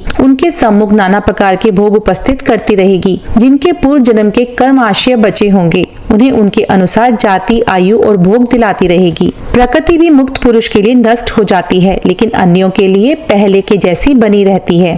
सिद्धांत: प्रकृति सबके भोग और अपवर्ग यानी मुक्ति के लिए होती है, ना कि किसी एक व्यक्ति के विशेष मोक्ष के लिए। एक व्यक्ति के मुक्त हो जाने से सबकी मुक्ति नहीं होती। एक व्यक्ति के मोक्ष को प्राप्त कर लेने से प्रकृति अन्यों के लिए जो मुक्त नहीं हुए हैं या मुक्ति के लिए प्रयास कर रहे हैं समाप्त नहीं हो जाती। स्पष्ट है कि एक व्यक्ति के मुक्त होने से सबकी मुक्ति नहीं होती है, अतः जीवात्मा एक ना होकर अनेक हैं। 2.23 दृश्य यानी प्रकृति और स्वामी यानी दृष्टा, इन दोनों शक्तियों के स्वरूप की प्राप्ति का कारण संयोग है। प्रकृति और पुरुष के स्वरूप की अलग अलग चर्चा करने के बाद अब महर्षि इन दोनों के संयोग को परिभाषित कर रहे हैं। दृश्य और दृष्टा दोनों का जो अविवेकपूर्ण मिलन है वही सभी दुखों का मूल है। जब तक तक प्रकृति और पुरुष के बीच संयोग नहीं होगा तब तक यह अवसर भी नहीं आ सकता कि कोई मनुष्य इस संयोग को जानकर स्वयं को और प्रकृति को जान सके। सिद्धांत: संयोग हुए बिना ना तो प्रकृति को जानने का अवसर उत्पन्न हो सकता है और ना ही पुरुष के स्वरूप को जानने का। प्रकृति और पुरुष का संयोग यानी परस्पर मिल जाना ही सब प्रकार के दुखों का मूल कारण है। जीवन को यदि केवल दो शक्तियों के रूप में देखा जाए तो वो है स्वशक्ति और स्वामी शक्ति। 2.24 उस संयोग का कारण अविद्या है। प्रकृति और पुरुष का जो संयोग है उसका कारण है अविद्या। योग दर्शन की ये खूबसूरती है कि यहाँ कार्य एवं उसके कारण तत्वों की सीधी चर्चा की गई है। जब भी योग सूत्रों में अविद्या शब्द का प्रयोग होगा तो इसका सीधा अर्थ होगा मिथ्या ज्ञान, या जो पंच कलेशों की उत्पत्ति में मूल कारण है अविद्या। व्यास भाष्य के अनुसार अविद्या को मिथ्या ज्ञान की वासना कहा गया है। जब तक बुद्धि में उल्टे पुल्टे ज्ञान का प्रवाह रहता है तब तक विवेक ज्ञान नहीं होता है। अतः पुरुष और प्रकृति के बीच संयोग बना रहता है। अविद्या के कारण ही पुरुष और प्रकृति का मिलन होता है और फिर एक संसार शुरू हो जाता है। बुद्धि, मन, चित्त एवं अहंकार का पूरा एक व्यापार या चक्र शुरू हो जाता है। पुरुष के लिए भोग एवं अपवर्ग की सभी संभावनाएं भी शुरू हो जाती हैं। पुरुष के लिए भोग एवं मुक्ति की भी सभी संभावनाएं शुरू हो जाती हैं। यह अज्ञान यथार्थ ज्ञान हुए बिना नष्ट नहीं होता है। यथार्थ ज्ञान हुए बिना बुद्धि में विवेक ख्याति उत्पन्न नहीं होती है और विवेक ख्याति ही वह साधन विशेष है जिससे मिथ्या ज्ञान की समाप्ति होती है और योगी पुरुष और प्रकृति के अलग अलग स्वरूप को देख पाता है। सिद्धांत: पुरुष और प्रकृति के बीच संयोग का कारण अज्ञान या अविद्या है। अज्ञान या अविद्या की समाप्ति यथार्थ ज्ञान हुए बिना नहीं हो सकती है। अविद्या के कारण ही पुरुष चित्त में उठने वाली वृत्तियों से तदाकार होकर स्वयं को भी वृत्ति जैसा अनुभव करता है। 2.25 उस अविद्या के अभाव से संयोग का अभाव हो जाता है। यही अज्ञान का परित्याग और वही दृष्टा चेतन आत्मा का कैवल्य अर्थात मोक्ष है। इस सूत्र में महर्षि संयोग के कारण अविद्या के अभाव से संयोग का अभाव हो जाना बता रहे हैं। हम पिछले कुछ सूत्रों से दृष्टा, दृश्य एवं उनके अज्ञानपूर्ण संयोग के विषय को लगातार समझ रहे हैं और एक निश्चय पर पहुंच रहे हैं कि किस प्रकार यह संसार हमारे लिए दुखपूर्ण हो रहा है। अतः इस प्रस्तुत प्रसंग को आप भली भांति समझने का प्रयत्न करें, क्योंकि इसी से आपको दुख एवं दुखों से पूर्ण निवृत्ति का मार्ग दिखाई देगा। पुरुष एक अलग चेतन अस्तित्व है और प्रकृति एक पृथक जड़ अस्तित्व है। मिथ्या ज्ञान के कारण दोनों विपरीत स्वभाव का संयोग हो जाता है। इस संयोग के कारण जो नित्य, शुद्ध, बुद्ध और मुक्त स्वभाव की आत्मा है वह चित्त में उठने वाली वृत्तियों के साथ एकाकार होकर सुख दुख अनुभव करने लग जाती है और साथ ही अहंकार के कारण स्वयं को कर्ता और भोक्ता मानने लगती है। क्रोध, लोभ, काम और मोह की लहरें मुझ में ही उठ रही हैं ऐसा दृढ़ता से मानने लग जाता है। यह सब कुछ विकार रहित आत्मा और विकारों से युक्त प्रकृति के संयोग से हो रहा है। यदि इस संयोग का उच्छेदन करना हो तो उसका एक ही उपाय है, ज्ञान की प्राप्ति। यथार्थ ज्ञान है नित्य में नित्यता का ज्ञान और अनित्य वस्तु में अनित्यता का ज्ञान। जो शुद्ध है उसे ही शुद्ध मानना और जो अशुद्ध है उसी में अशुद्धि मानना और जानना। संसार के समस्त कार्यों एवं वस्तुओं में सब ओर से दुख ही देखना। जो आत्मवान है उसी में आत्मा मानना और अनात्म में आत्मा नहीं मानना। ज्ञान से पुरुष में विवेक ज्ञान उत्पन्न होकर अविद्या का नाश करेगा और प्रकृति के स्वरूप का भी अलग ज्ञान हो जाएगा और आत्मा के स्वरूप का भी अलग से ज्ञान हो जाएगा। जब जड़ और चेतन अपने अपने स्वरूप में अलग अलग दिखाई देंगे तो इसी अवस्था विशेष को कैवल्य, मुक्ति या मोक्ष कहा गया है। यही आत्मा को पाने की दृष्टि से सर्वोच्च लक्ष्य है। पुरुष और प्रकृति के बीच का संयोग का जब अभाव हो जाता है तो इस स्थिति को ही के नाम से कहा गया है। दुखों से मुक्ति को ही हान कहा है। सिद्धांत: जब तक जीवात्मा और प्रकृति के बीच के संयोग का नाश नहीं हो जाता तब तक हान स्थिति की प्राप्ति नहीं हो सकती। दुखों से निवृत्ति विशेष स्थिति को हान कहते हैं। हान ही पुरुष के लिए कैवल्य या मोक्ष है। 2.26 उस अविद्या के अभाव से संयोग का अभाव हो जाता है। यही हान अज्ञान का परित्याग है और वही दृष्टा चेतन आत्मा का कैवल्य अर्थात मोक्ष है। अब प्रश्न उठता है कि इस हान की स्थिति को पाने के लिए क्या मुख्य कारण है। हान की की प्राप्ति के लिए क्या उपाय किया जाए? इसी प्रश्न के उत्तर में महर्षि बताते हैं, प्रकृति और पुरुष दोनों अलग अलग हैं। जब यह ज्ञान एकदम निश्चित हो जाता है और आत्मा इस ज्ञान की प्रतीति को एक क्षण के लिए भी भूलता नहीं है, अपितु इसमें ही उसकी बुद्धि बिना हिले डुले लगी रहती है, तब यह ज्ञान दृढ़ हो जाता है। ऐसी परिपक्व अवस्था को महर्षि पतंजलि ने विवेक ख्याति नाम दिया है। विवेक ख्याति को प्राप्त करना ही हान प्राप्ति का उपाय है। योग दर्शन का स्वाध्याय करते करते इतना सामान्य ज्ञान तो हम सबको हो जाता है कि हमारे दुखों का कारण पुरुष और प्रकृति का संयोग है और इस संयोग का कारण अविद्या है। जब ये अविद्या हट जाएगी तब यह संयोग भी हट जाने से एक हान की स्थिति उत्पन्न होगी और यही स्थिति आत्मा के लिए मोक्ष है। हान के उपाय के रूप में हमें इस ज्ञान की दृढ़ता चाहिए होगी, जिससे हमारे भीतर विवेक ख्याति उत्पन्न हो और हम सदा सदा के लिए दुखों और दुख का अधिष्ठान या शरीर से मुक्त हो जाएं। लेकिन यह सब कुछ शाब्दिक ज्ञान के अतिरिक्त कुछ भी नहीं। यह ज्ञान आत्मा के बिना का ज्ञान है, क्योंकि इसमें अनुभव रूपी आत्मा ने अभी तक प्रवेश नहीं किया। यह तो एक समझ मात्र है। जब तक इस ज्ञान की हमें गहरी प्रतीति नहीं हो जाती है, जब तक इस ज्ञान में हमारी दृढ़ स्थिति नहीं हो जाती है, तब तक यह सब कुछ एक दिशा मात्र है, जिसके साथ साथ हमें अपनी योग की यात्रा को आगे बढ़ाते रहना है। जिस क्षण यह ज्ञान हमारी अनुभूति, हमारी दृढ़ मान्यता या हमारे भीतर सत्य ज्ञान के रूप में प्रतिष्ठित नहीं होता, तब तक योग की यात्रा चलती रहेगी। इसलिए महर्षि कहते हैं कि पुरुष और प्रकृति के भेद ज्ञान की अखंड प्रतीति, अनुभव, दृढ़ और परिपक्व स्थिति ही हान प्राप्ति का साधन है। तभी पूर्ण रूप से अलग अलग स्वरूप की उपलब्धि होगी और सब कुछ समाधान को प्राप्त हो जाएगा। प्रकृति भी पुरुष को उसके सच्चे स्वरूप के दर्शन कराकर स्वयं भी निवृत्त हो जाएगी। 2.27 7 प्रकार की अंतिम स्थिति वाली बुद्धि होती है। जैसे ही योगी को विवेक ख्याति की प्राप्ति होती है, अर्थात दृढ़, स्थायी और अखंडित ज्ञान की स्थिति प्राप्त होती है, तब उसकी बुद्धि में विशेष प्रज्ञा का अवतरण होता है। उसकी बुद्धि सामान्य से विशेष हो जाती है। पूर्व में जो बुद्धि भोग की ओर लगती थी, अज्ञान की ओर लगती थी, अब वह सत्य ज्ञान की ओर ही पुरुष को लेकर जाती है। समाधि पाद में इसे ऋतंभरा प्रज्ञा के नाम से महर्षि ने बताया है। इस प्रकार प्रज्ञा के 7 स्तर योगी को प्राप्त हो जाते हैं। वे 7 स्तर क्या हैं, उन्हें समझते हैं। मुक्ति पाने के लिए जो कुछ त्यागने योग्य था वह त्यागा जा चुका है और अब त्यागने के लिए कुछ शेष नहीं है। मुक्ति के लिए जानने योग्य सब कुछ जाना जा चुका है, अतः अब इससे अतिरिक्त जानना शेष नहीं है। ये पहली बुद्धि बनती है। छोड़ने योग्य जितने भी कलेश थे वे सभी पूर्ण रूप से क्षीण हो चुके हैं और इससे अधिक कलेश क्षीण नहीं किए जा सकते, क्योंकि अब ये दग्ध बीज हो चुके हैं। यह दूसरी प्रकार की बुद्धि है। निरोध रूपी समाधि के द्वारा जो हान की स्थिति मुझे प्राप्त करनी थी, मैंने उससे प्राप्त कर लिया, अतः जो कुछ पाने योग्य था वह मुझे प्राप्त हो चुका है। इस प्रकार पाने की चाहना का अंत हो जाता है। यह तीसरी प्रकार की बुद्धि का स्तर है। हान के उपाय स्वरूप जो विवेक ख्याति की स्थिति मुझे प्राप्त हो चुकी है, ऐसी दृढ़ बुद्धि हो जाती है। यह बुद्धि का चतुर्थ स्तर है। बुद्धि ने अपनी अंतिम स्थिति को पा लिया है और इसके अतिरिक्त बुद्धि का कोई भी कार्य शेष नहीं रह जाता। इस प्रकार की अनुभूति बुद्धि का 5वां स्तर है। चित्त में से 3 गुण सदा के लिए अपने कारण में लीन हो गए हैं और अब इनकी पुनः उत्पत्ति संभव नहीं। ऐसा ज्ञान उदित कराने वाली बुद्धि की 6ठी स्थिति है। आत्मा त्रिगुणातीत होकर स्वयं के सच्चे स्वरूप, अकंपित स्वरूप को प्राप्त कर आत्मस्थ हो जाती है। तब निर्मल और गुणातीत आत्मा केवल अपने शुद्ध, बुद्ध एवं मुक्त स्वरूप में भासित होती है।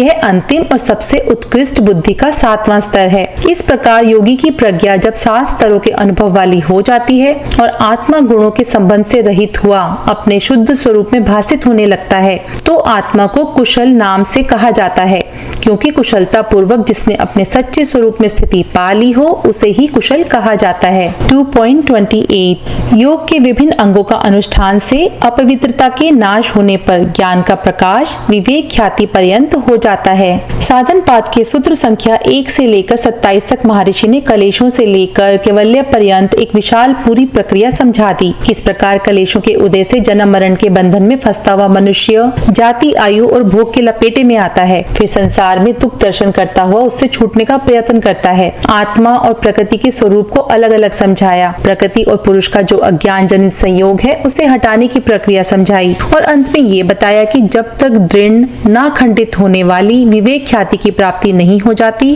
तब तक पूर्ण रूप से दुखों से निवृत्ति नहीं हो सकती। इस पूरी प्रक्रिया में एक साथ कैवल्य की स्थिति बुद्धि के स्तर पर समझा दी गई। इस प्रकार यह सिद्ध है कि ऐसे साधक जो योग मार्ग पर आगे बढ़ना चाहते हैं, उन्हें सर्वप्रथम क्रिया योग का सहारा लेना चाहिए। तब स्वाध्याय एवं ईश्वर परिधान के निरंतर अभ्यास से उनके कलेश तनु अवस्था में आ जाएं और साथ ही समाधि की भावना प्रतिदिन प्रबल होती चली जाए, तो फिर उन्हें अष्टांग योग में पदार्पण करना चाहिए। क्रिया योग में एक स्थिति विशेष लाए बिना ही अष्टांग योग में प्रगति नहीं हो सकती। अष्टांग योग के अभ्यास में कठिनता अनुभव होगी और साधक बीच में ही प्रमादी होकर योग यात्रा को स्थगित कर सकता है। योग के अंगों का अनुष्ठान करने से निरंतर सब प्रकार की अशुद्धि का नाश होता है और जैसे जैसे जितने अंश में अशुद्धि हटती जाती है उतने ही अंशों में ज्ञान का प्रकाश भी उदित होता जाता है। अशुद्धि के नाश एवं ज्ञान के प्रकाश का क्रम विवेक ख्याति होने तक चलता रहता है। योग दो प्रकार से घटित होता है, एक व्यवहार काल से और दूसरा साधना काल से। जब दोनों कालों में सम्यक रूप से योग संपन्न होता जाता है तो पूर्व संचित वृत्तियों का निरोध होता चला जाता है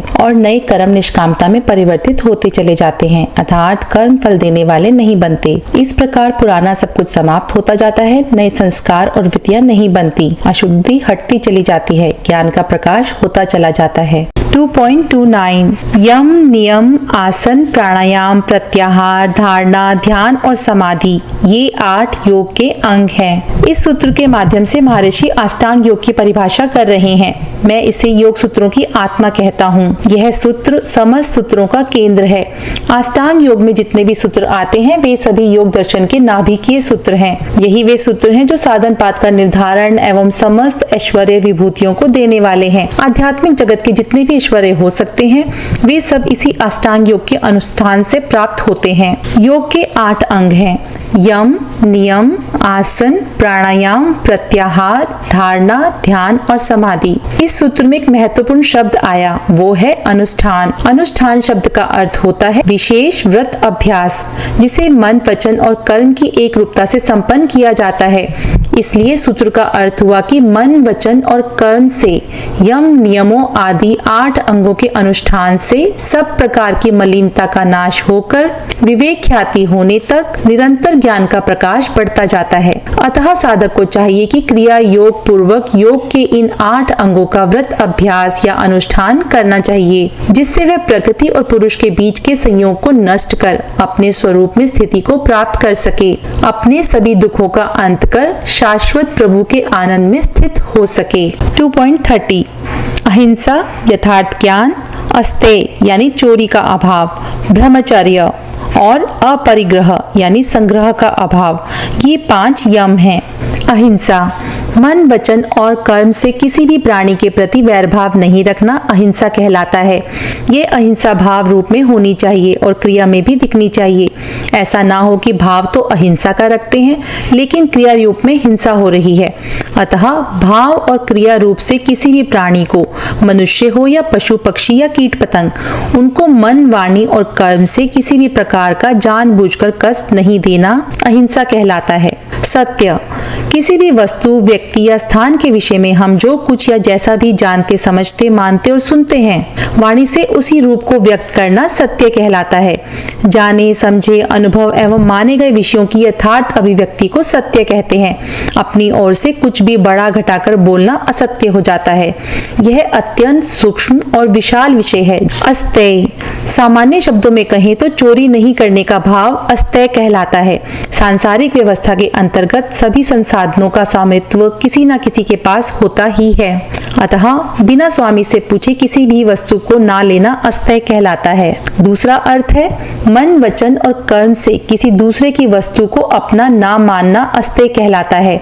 आप मन ही मन तो दूसरे की वस्तु या संसाधन पर दृष्टि रखते हैं लेकिन भौतिक रूप से उस वस्तु या संसाधन को लेते नहीं, तो ये अस्तेय नहीं कहा जाएगा। इसीलिए भाव और क्रिया की एक रूपता तो सभी यमों के विषय में एक समान लागू होती है।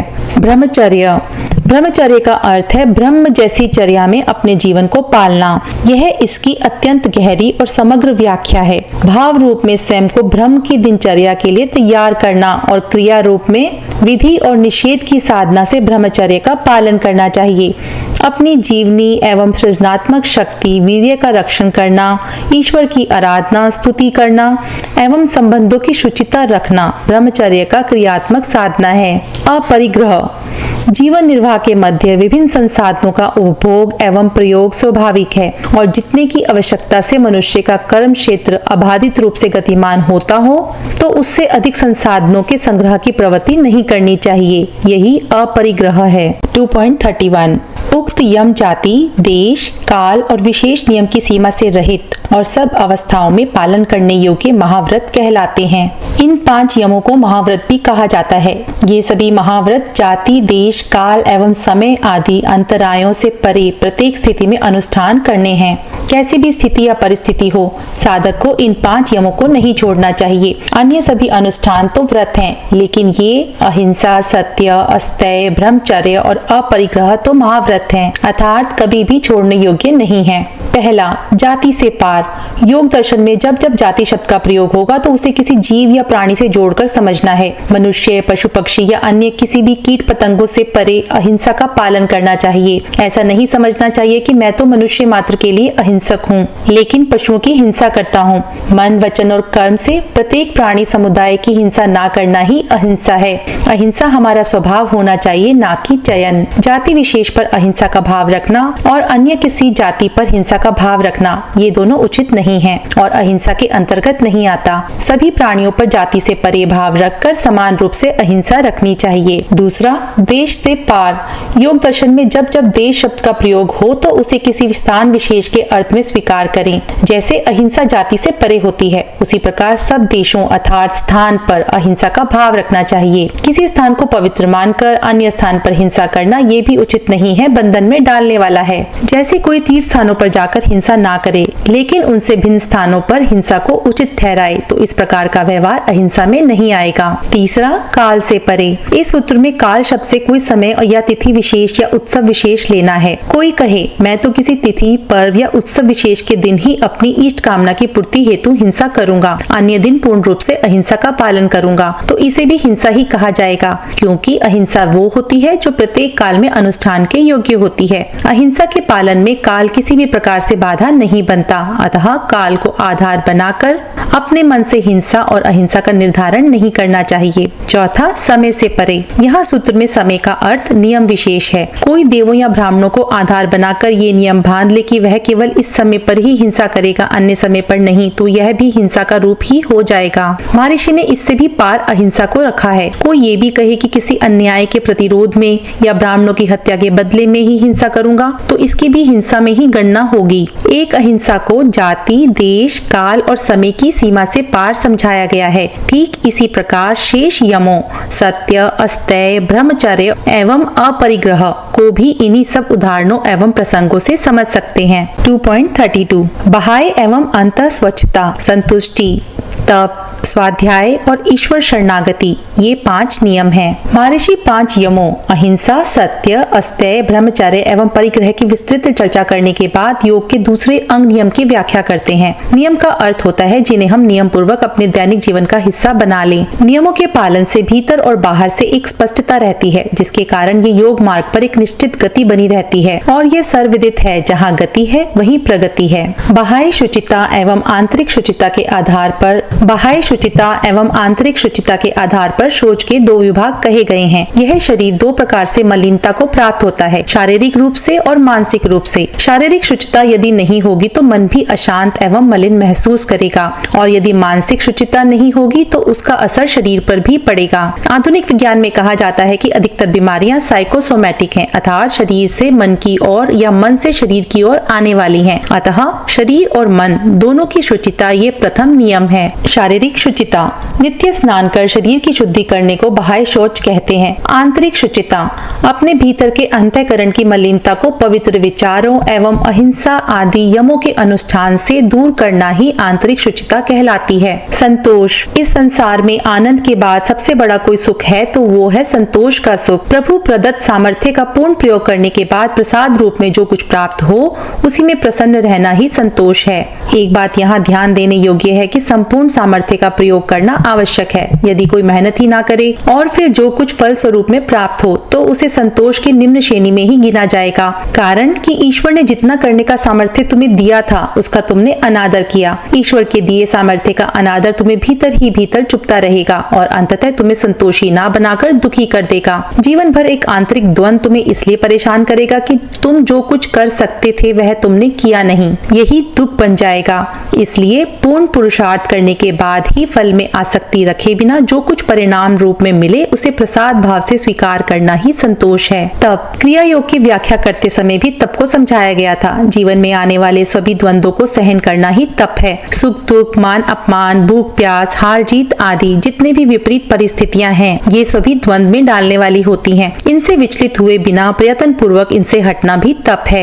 यदि किसी भी प्रकार से इनके हटने का उपाय ना हो तो बिना प्रभावित हुए इन्हें सहना भी तप है। द्वंद्व की विशेषता है यह एक आंतरिक खिंचाव उत्पन्न करता है जिससे व्यक्ति की सहजता और सरलता बाधित होती है और वह विचलित हो जाता है। विचलन की इस स्थिति में वह योग मार्ग का अनुसरण नहीं कर सकता। इसलिए सब प्रकार के द्वंद्वों से मुक्त रहने के लिए तप का अभ्यास आवश्यक हो जाता है। अतः जितने प्रकार के द्वंद्व संभव हो सकते हैं उन्हें दूर करने का प्रयास अष्टांग योग से निष्पन्न होता है। स्वाध्याय अपने स्वयं के स्वरूप के विषय में सजग रहना एवं ऐसे ग्रंथ जो समाधि की भावना को बल देते हों एवं गुरु मुख से सुने गए मोक्षदायक वचनों का बार बार चिंतन और मनन स्वाध्याय कहलाता है।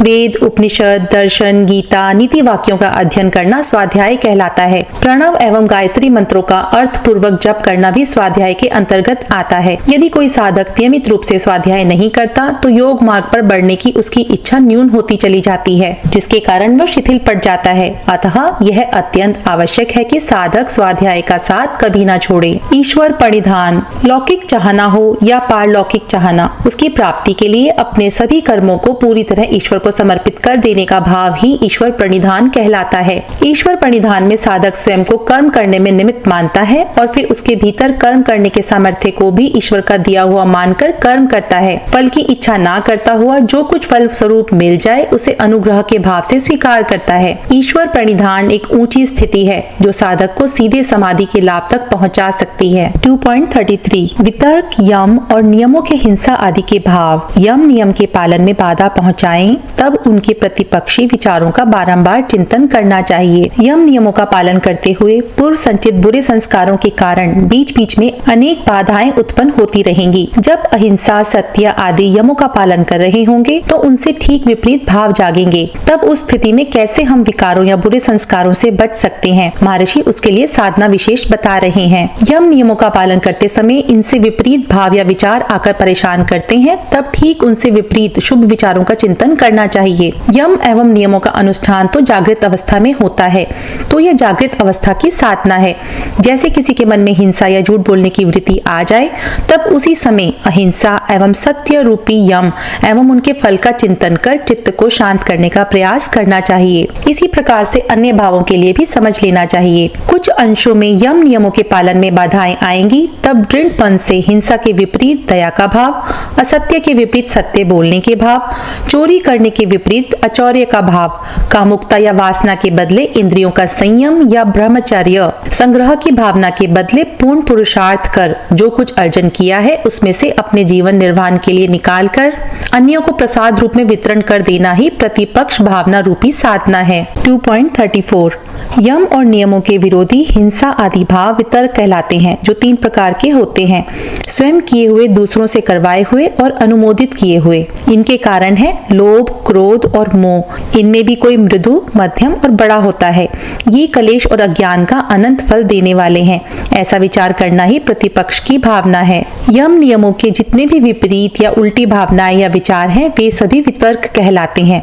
ये विभाग की दृष्टि से 3 प्रकार के होते हैं। पहला कृत, ऐसे वितर्क या यम नियमों से विपरीत भाव जो स्वयं करते हैं वे कृत कहलाते हैं। जैसे स्वयं किसी प्राणी के साथ हिंसा करना या कष्ट पहुंचाना, स्वयं असत्य बोलना, स्वयं अपने मन से चोरी के विषय में सोच सोचना, फिर चोरी करना, स्वयं कामुक विचारों को आश्रय देना, आवश्यकता से अधिक पदार्थों का संचय करना, शरीर एवं मन की अशुद्धि रखना, असंतोष में जीना, सुख दुख, मान अपमान, जय पराजय आदि द्वंद्वों से विचलित होना, मुक्तिदायक ग्रंथों एवं गुरु वचनों का चिंतन मनन ना करना एवं नास्तिकता का भाव अर्थात ईश्वर में विश्वास ना रखना, स्वयं किए जाने से ये सभी कृत वितर्क की श्रेणी में आते हैं। दूसरा, कारित, ऐसे कार्य जो स्वयं ना करके दूसरों के माध्यम से करवाए जाते हैं, कारित वितर्क कहलाते हैं। कोई ये ना समझे कि हमने स्वयं से तो कर्म किए नहीं तो इसका फल हमें नहीं मिलेगा, तो ये ठीक नहीं है, क्योंकि केवल कृत कर्म ही नहीं अपितु कारित और अनुमोदित कर्म भी करवाने और समर्थन करने से फल देने वाले होते हैं। जैसे दूसरों को हिंसा के लिए तैयार करना, झूठ बोलने के लिए उकसाना से लेकर सभी यमों नियमों के विपरीत जो कार्य करवाता है वे सभी कारित कहलाते हैं, पाप रूपी फल देने वाले होते हैं। कारित वितर्क से भी स्वयं का चित्त उन बाधाओं से बंध जाता है, क्योंकि उनके विषय में प्रवृत्ति बनी रहती है, जिसके कारण वे अपना प्रभाव नहीं छोड़ते और साधक को योग मार्ग से विचलित करते ही हैं। तीसरा, अनुमोदित, जब स्वयं कोई कर्म नहीं करते, दूसरों को प्रेरित करके भी कर्म नहीं करवाते, लेकिन यदि कोई अन्य यम नियमों के विपरीत भावों को क्रिया रूप में कर रहा हो तो उसका समर्थन करना ही अनुमोदित कहलाता है। गलत बातों का समर्थन करना भी गलत होता है। आध्यात्मिक जगत का सत्य तो भाव ही है। जैसे कोई दूसरा हिंसा आदि करता है तो उसे सही ठहराना, कोई असत्य बोलता है उसके समर्थन में आकर सही ठहराना। इसी प्रकार सभी यम नियमों के विपरीत कोई अन्य कुछ भी गलत करता है, सोचता है, तो उसका किसी भी रूप में समर्थन तुम्हें ही बांध देता है। यह सब कुछ अनुमोदित वितर्क है और त्यागने योग्य है। कारित एवं अनुमोदित, इन तीन वितर्कों के मूल में तीन कारण हैं, लोभ, क्रोध और मोह। लोभ द्वारा कृत, जब स्वयं के द्वारा कोई वितर्क या बाधा में लोभ के कारण हम फंस जाते हैं और कर्म कर देते हैं, इसे लोभ द्वारा कृत वितर्क कहते हैं।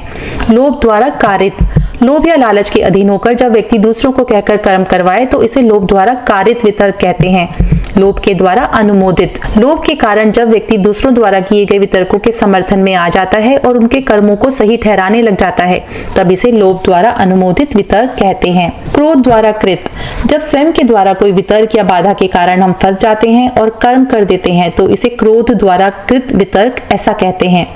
क्रोध द्वारा कारित, गुस्से के अधीन होकर जब व्यक्ति दूसरों को कहकर कर्म करवाए तो इसे कारित वितर्क कहते हैं। क्रोध के द्वारा अनुमोदित, जब व्यक्ति दूसरों द्वारा किए गए वितर्कों के समर्थन में आ जाता है और उनके कर्मों को सही ठहराने लग जाता है, तब इसे अनुमोदित वितर्क कहते हैं। मोह द्वारा कृत, जब स्वयं के द्वारा कोई वितर्क या बाधा में मोह के कारण हम फंस जाते हैं और कर्म कर देते हैं, इसे मोह द्वारा कृत वितर्क कहते हैं। मोह द्वारा कारित, मोह के अधीन होकर जब व्यक्ति दूसरों को कहकर कर्म करवाए तो इसे मोह द्वारा कारित वितर्क कहते हैं। मोह द्वारा अनुमोदित, मोह के कारण जब व्यक्ति दूसरों द्वारा किए गए वितर्कों के समर्थन में आ जाता है और उनके कर्मों को सही ठहराने लग जाता है, तब इसे अनुमोदित वितर्क कहते हैं। प्रत्येक वितर्क के मुख्य रूप कृत, कारित एवं अनुमोदित तीन भेद कहे गए हैं। फिर प्रत्येक के तीन भेद लोभ, क्रोध और मोह कहे गए हैं। ये 9 भेद भी अब मात्रा के अनुसार पुनः 3 प्रकार के होते हैं, मृदु, मध्य एवं अधिमात्र अर्थात तीव्र मात्रा वाले। इस प्रकार 27 हुए। 2.35 अहिंसा की दृढ़ स्थिति हो जाने पर उस योगी के निकट सब प्राणी वैर भाव त्याग कर देते हैं। यमों में अहिंसा को सबसे पहले गिना गया है। जिस प्रकार सभी कलेशों के मूल में अविद्या है, उसी प्रकार सभी यमों के मूल में अहिंसा है। जब साधक निरंतर अहिंसा का मन, वचन और कर्म से पालन करता है, वह उसके जीवन में प्रतिष्ठित हो जाती है, तो सब प्राणियों के प्रति उसकी हिंसा खत्म हो जाती है और सभी अन्य प्राणियों की उसके प्रति वैर भाव हिंसा भी खत्म हो जाती है। केवल ऐसा नहीं है कि साधक की ओर से ही हिंसा या वैर भाव का अभाव हो जाएगा, अपितु अन्य सभी प्राणी भी योगी के प्रति वैर भाव त्याग देते हैं। मन से किसी भी प्राणी के प्रति हिंसा का विचार नहीं करना मानसिक अहिंसा कहलाती है। वाणी से किसी भी प्राणी के प्रति कठोर व्यवहार ना करना वाचिक अहिंसा कहलाती है। शरीर से किसी भी प्राणी को कष्ट नहीं देना कायिक अहिंसा कहलाती है। जब योगी स्वयं अहिंसा में प्रतिष्ठित हो जाता है तो कैसे अन्य प्राणी भी उसके प्रति वैर भाव से रहित हो जाते हैं, ये प्रश्न उठता है। आपने सुना होगा, जैसा व्यवहार हम दूसरों के साथ करते हैं, दूसरे भी हमारे साथ वैसा ही व्यवहार करने लग जाते हैं। आप अपने जीवन में इस नियम का प्रयोग 1 माह तक करके देखें, आप पाएंगे कि आश्चर्यजनक रूप से परिणाम मिलते हैं। जैसे जैसे आपके मन से किसी एक व्यक्ति के प्रति सब प्रकार की मलिनता दूर होती जाती है, उस व्यक्ति के जीवन में भी आपके प्रति मैत्री का भाव निर्मित होता जाता है। उसे विशेष प्रयत्न नहीं करना पड़ता आपके साथ मित्रता निभाने के लिए। केवल आपकी साधना मात्र से ही दूसरे व्यक्ति में आपके प्रति आकर्षण उत्पन्न होने लग जाता है। इस प्रकार जब सूक्ष्मता से कोई साधक मन, वचन और कर्म से सबके प्रति निर्मल होता जाता है तो उसका प्रभाव व्यापक रूप से पड़ता है। जैसे जैसे साधक अहिंसा के भाव से भरने लग जाता है, वह उतना ही अन्य यमों और नियमों के पालन के लिए तत्पर रहने लग जाता है। इसलिए अहिंसा को सभी यमों के मूल में बताया गया है। 2.36 सत्य में दृढ़ स्थिति हो जाने पर उस योगी की क्रिया अर्थात कर्म फल के आश्रय का भाव आ जाता है। जब साधक योगी पूर्ण रूप से सत्य में प्रतिष्ठित हो जाता है, तब वह जो कुछ कहता है वह धरातल पर सत्य रूप में घटित हो जाता है। व्यास भाष्य में कहा है कि जब योगी की वाणी सिद्ध हो जाती है, अर्थात योगी जब सत्य में पूर्ण रूप से बरतता है, तो वह जिसे कहे धार्मिक हो जाओ वो धार्मिक हो जाता है, जिसे कहे तुम स्वर्ग को प्राप्त करो तो वह सचमुच स्वर्ग की प्राप्ति कर लेता है। वाणी कैसे सिद्ध होती है या योगी कैसे सत्य में प्रतिष्ठित होता है? जैसे जैसे योगी के सभी कलेश क्षीण होते जाते हैं, इस प्रकार उसका चित्त निर्मलता को उत्तरोत्तर प्राप्त करता रहता है। ज्ञान के प्रकाश की लौ विवेक ख्याति तक जलती रहती है। पंच कलेशों की जननी तो अविद्या है, अतः जब अविद्या का नाश होता है और विद्या साथ साथ में घटित होती रहती है, तब योगी को सब कुछ स्पष्ट दिखाई देने लग जाता है। एक और विद्या बढ़ती है, दूसरी और राग और द्वेष भी क्षीण होते जाते हैं, जिनके कारण वह योगी निष्पक्ष हो जाता है। एक निष्पक्ष व्यक्ति ही सत्य का अवलंबन ले सकता है। समाज में भी लोग उसी व्यक्ति को अधिक सुनते मानते हैं जो पक्षपाती ना हो, अर्थात निष्पक्ष हो। इस प्रकार अविद्या का नाश किया हुआ, राग और द्वेष से रहित हुआ योगी फिर जो कुछ विवेक पूर्वक कहता है वह सत्य रूप में घटित होने लगता है। 2.37 अस्तेय अर्थात चोरी के अभाव में दृढ़ स्थिति हो जाने पर उस योगी के सामने सब प्रकार के रत्न प्रकट हो जाते हैं। अब महर्षि अस्तेय अर्थात चोरी ना करने का सिद्धि रूप में फल बताते हैं। अस्तेय का अर्थ होता है किसी भी वस्तु, पदार्थ, स्थान, धन आदि को उसके स्वामी की आज्ञा के बिना लेना। इसमें चोरी, छीना झपटी, लूट, डकैती सब कुछ आ जाती है। केवल क्रियात्मक रूप से ऐसा करना ही स्तेय नहीं है, अपितु मन में इस प्रकार के विचार लाना भी स्तेय अर्थात चोरी करना है। क्रिया योग से जब योगी अपने कलेशों को तनु कर लेता है और मन, वचन, कर्म से किसी भी प्रकार से चौरे कर्म नहीं करता, तब उसे अस्तेय की सिद्धि हो जाती है। फल स्वरूप उसे वह सब कुछ प्राप्त होने लगता है जो उसे आवश्यक होता है। उसके सम्मुख सब प्रकार का ऐश्वर्य, धन संपदा दास भाव से उपस्थित हो जाती है। कैसे अस्तेय में प्रतिष्ठित होने से योगी को सब प्रकार के उत्तम पदार्थों की प्राप्ति होती है? सर्वथा अचौर्य का भाव होना ही अस्तेय में प्रतिष्ठित होना है। अतः अचौर्य का भाव घटित होने पर कुछ विशेष गुण योगी में आ जाते हैं, जैसे आवश्यकता से अधिक की इच्छा ना होना, लोभ क्षीण हो जाना, ईमानदारी, अन्यों के अभाव को अनुभव करना।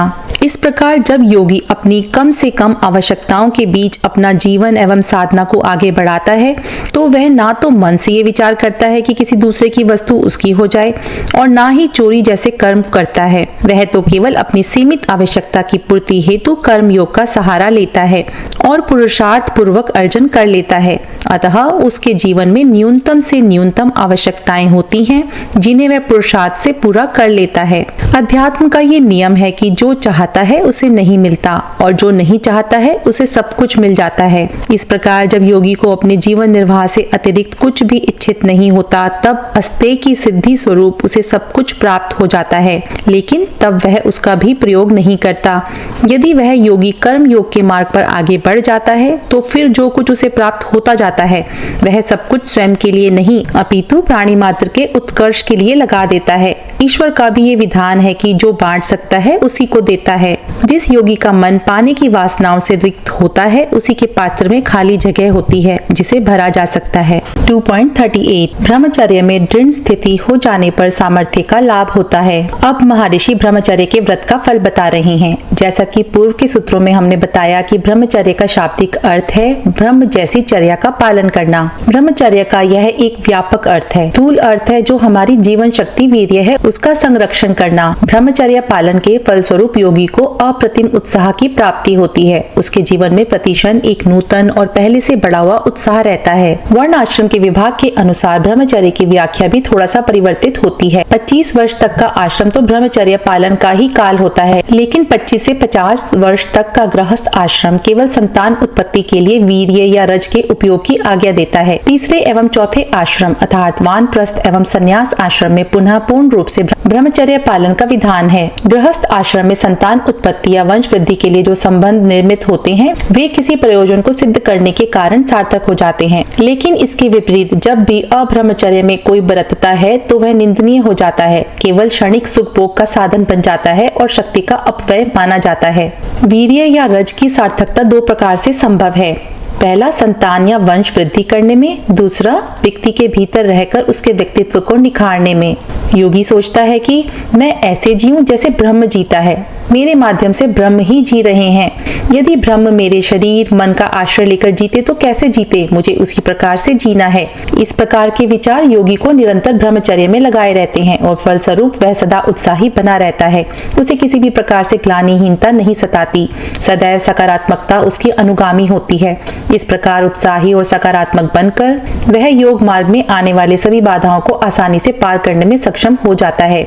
जीवन में आने वाले विघ्नों को भी आसानी से पार कर लेता है। जहाँ एक और ब्रह्मचर्य के पालन में उसे अतिशय आनंद की प्राप्ति होती है, वहाँ शारीरिक एवं मानसिक रूप से वह सशक्त होता जाता है। वीर्य के व्यय में जो निरुत्साह मिलता है उसके संरक्षण में उतना ही उत्साह बढ़ता है। जब मन वचन और कर्म से वीर्य का संरक्षण किया जाएगा तो इसके स्थान पर आत्मविश्वास एवं उत्साह की वृद्धि स्वाभाविक है। 2.39 अपरिग्रह के दृढ़ प्रतिष्ठित हो जाने पर पूर्व जन्म कैसे हुए थे, इस बात का भली भांति ज्ञान हो जाता है। योगी के जीवन में अपरिग्रह के प्रतिष्ठित हो जाने पर उसे अपने पूर्व जन्म की, वर्तमान जन्म की एवं आगे किस प्रकार जीवन अंगड़ाई ले सकता है इसकी पूरी जानकारी हो जाती है। साधना के पथ पर अष्टांग योग का अनुष्ठान करते करते योगी जब अनावश्यक वस्तुओं, विचारों, भावनाओं का परित्याग कर देता है तब इस स्थिति को अपरिग्रह कहते हैं। अपरिग्रह के सिद्ध होने पर उसे अपने भूतकाल एवं वर्तमान काल का ठीक ठीक बोध हो जाता है और साथ ही भविष्य में क्या हो सकता है इसका भी उसे अनुमान लग जाता है। यह सब कुछ अपरिग्रह में प्रतिष्ठित होने पर होता है। कैसे योगी को अपने पूर्व जन्म की सभी आवश्यक घटनाएं पता चल जाती हैं? योगी के मन में जब अनावश्यक रूप से ना तो विचारों को लेकर कोई संचय की वासना होती है और ना ही वस्तुओं को लेकर, तब उसके जीवन में एक सहज प्रवाह उदित होता है। उस सहज प्रवाह में किसी भी प्रकार की कोई बाधा नहीं होती है, होता है तो सिर्फ एक सहज प्रवाह। अनेक जन्म जन्मांतरों से हमारे जीवन का प्रवाह चला आ रहा है और हमने उसे अनुभव पूर्वक कभी नहीं जिया है। स्मृति और संस्कार के रूप में सब कुछ बंद पड़ा है, लेकिन वर्तमान जीवन में हमारे पाने की चाहना, अनेकानेक वासनाएं उन स्मृतियों के बीच बाधा बनकर खड़ी रहती हैं। हम प्रयत्न पूर्वक अपना पूर्व जन्म स्मरण भी करना चाहें तो हमें स्मरण नहीं आती है, लेकिन जब योगी के जीवन में आवश्यकता से अधिक संग्रह करने की इच्छा, चाहना या वासना समाप्त हो जाती है तब उसे पूर्व जन्म की जानने योग्य सभी महत्वपूर्ण घटनाएं स्मरण में आ जाती हैं। केवल पूर्व जन्म ही नहीं अपितु वर्तमान जन्म की बालपन की घटनाएं उसे पता चल जाती हैं।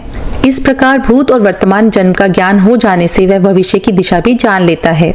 जो भी संस्कार रूप से हमारी स्मृति में है उसे पुनः स्मरण करने में केवल हमारी वासनाएं ही बाधा हैं। वासना कुछ पाने की, आवश्यकता से अधिक संचय करने की। जब योगी इस आवश्यकता से अधिक संचय करने की प्रवृत्ति पर नियंत्रण पा लेता है तब उसके जीवन का प्रवाह फिर से बहने लगता है और वह जब चाहे अपनी पुरानी स्मृतियों को खंगाल सकता है।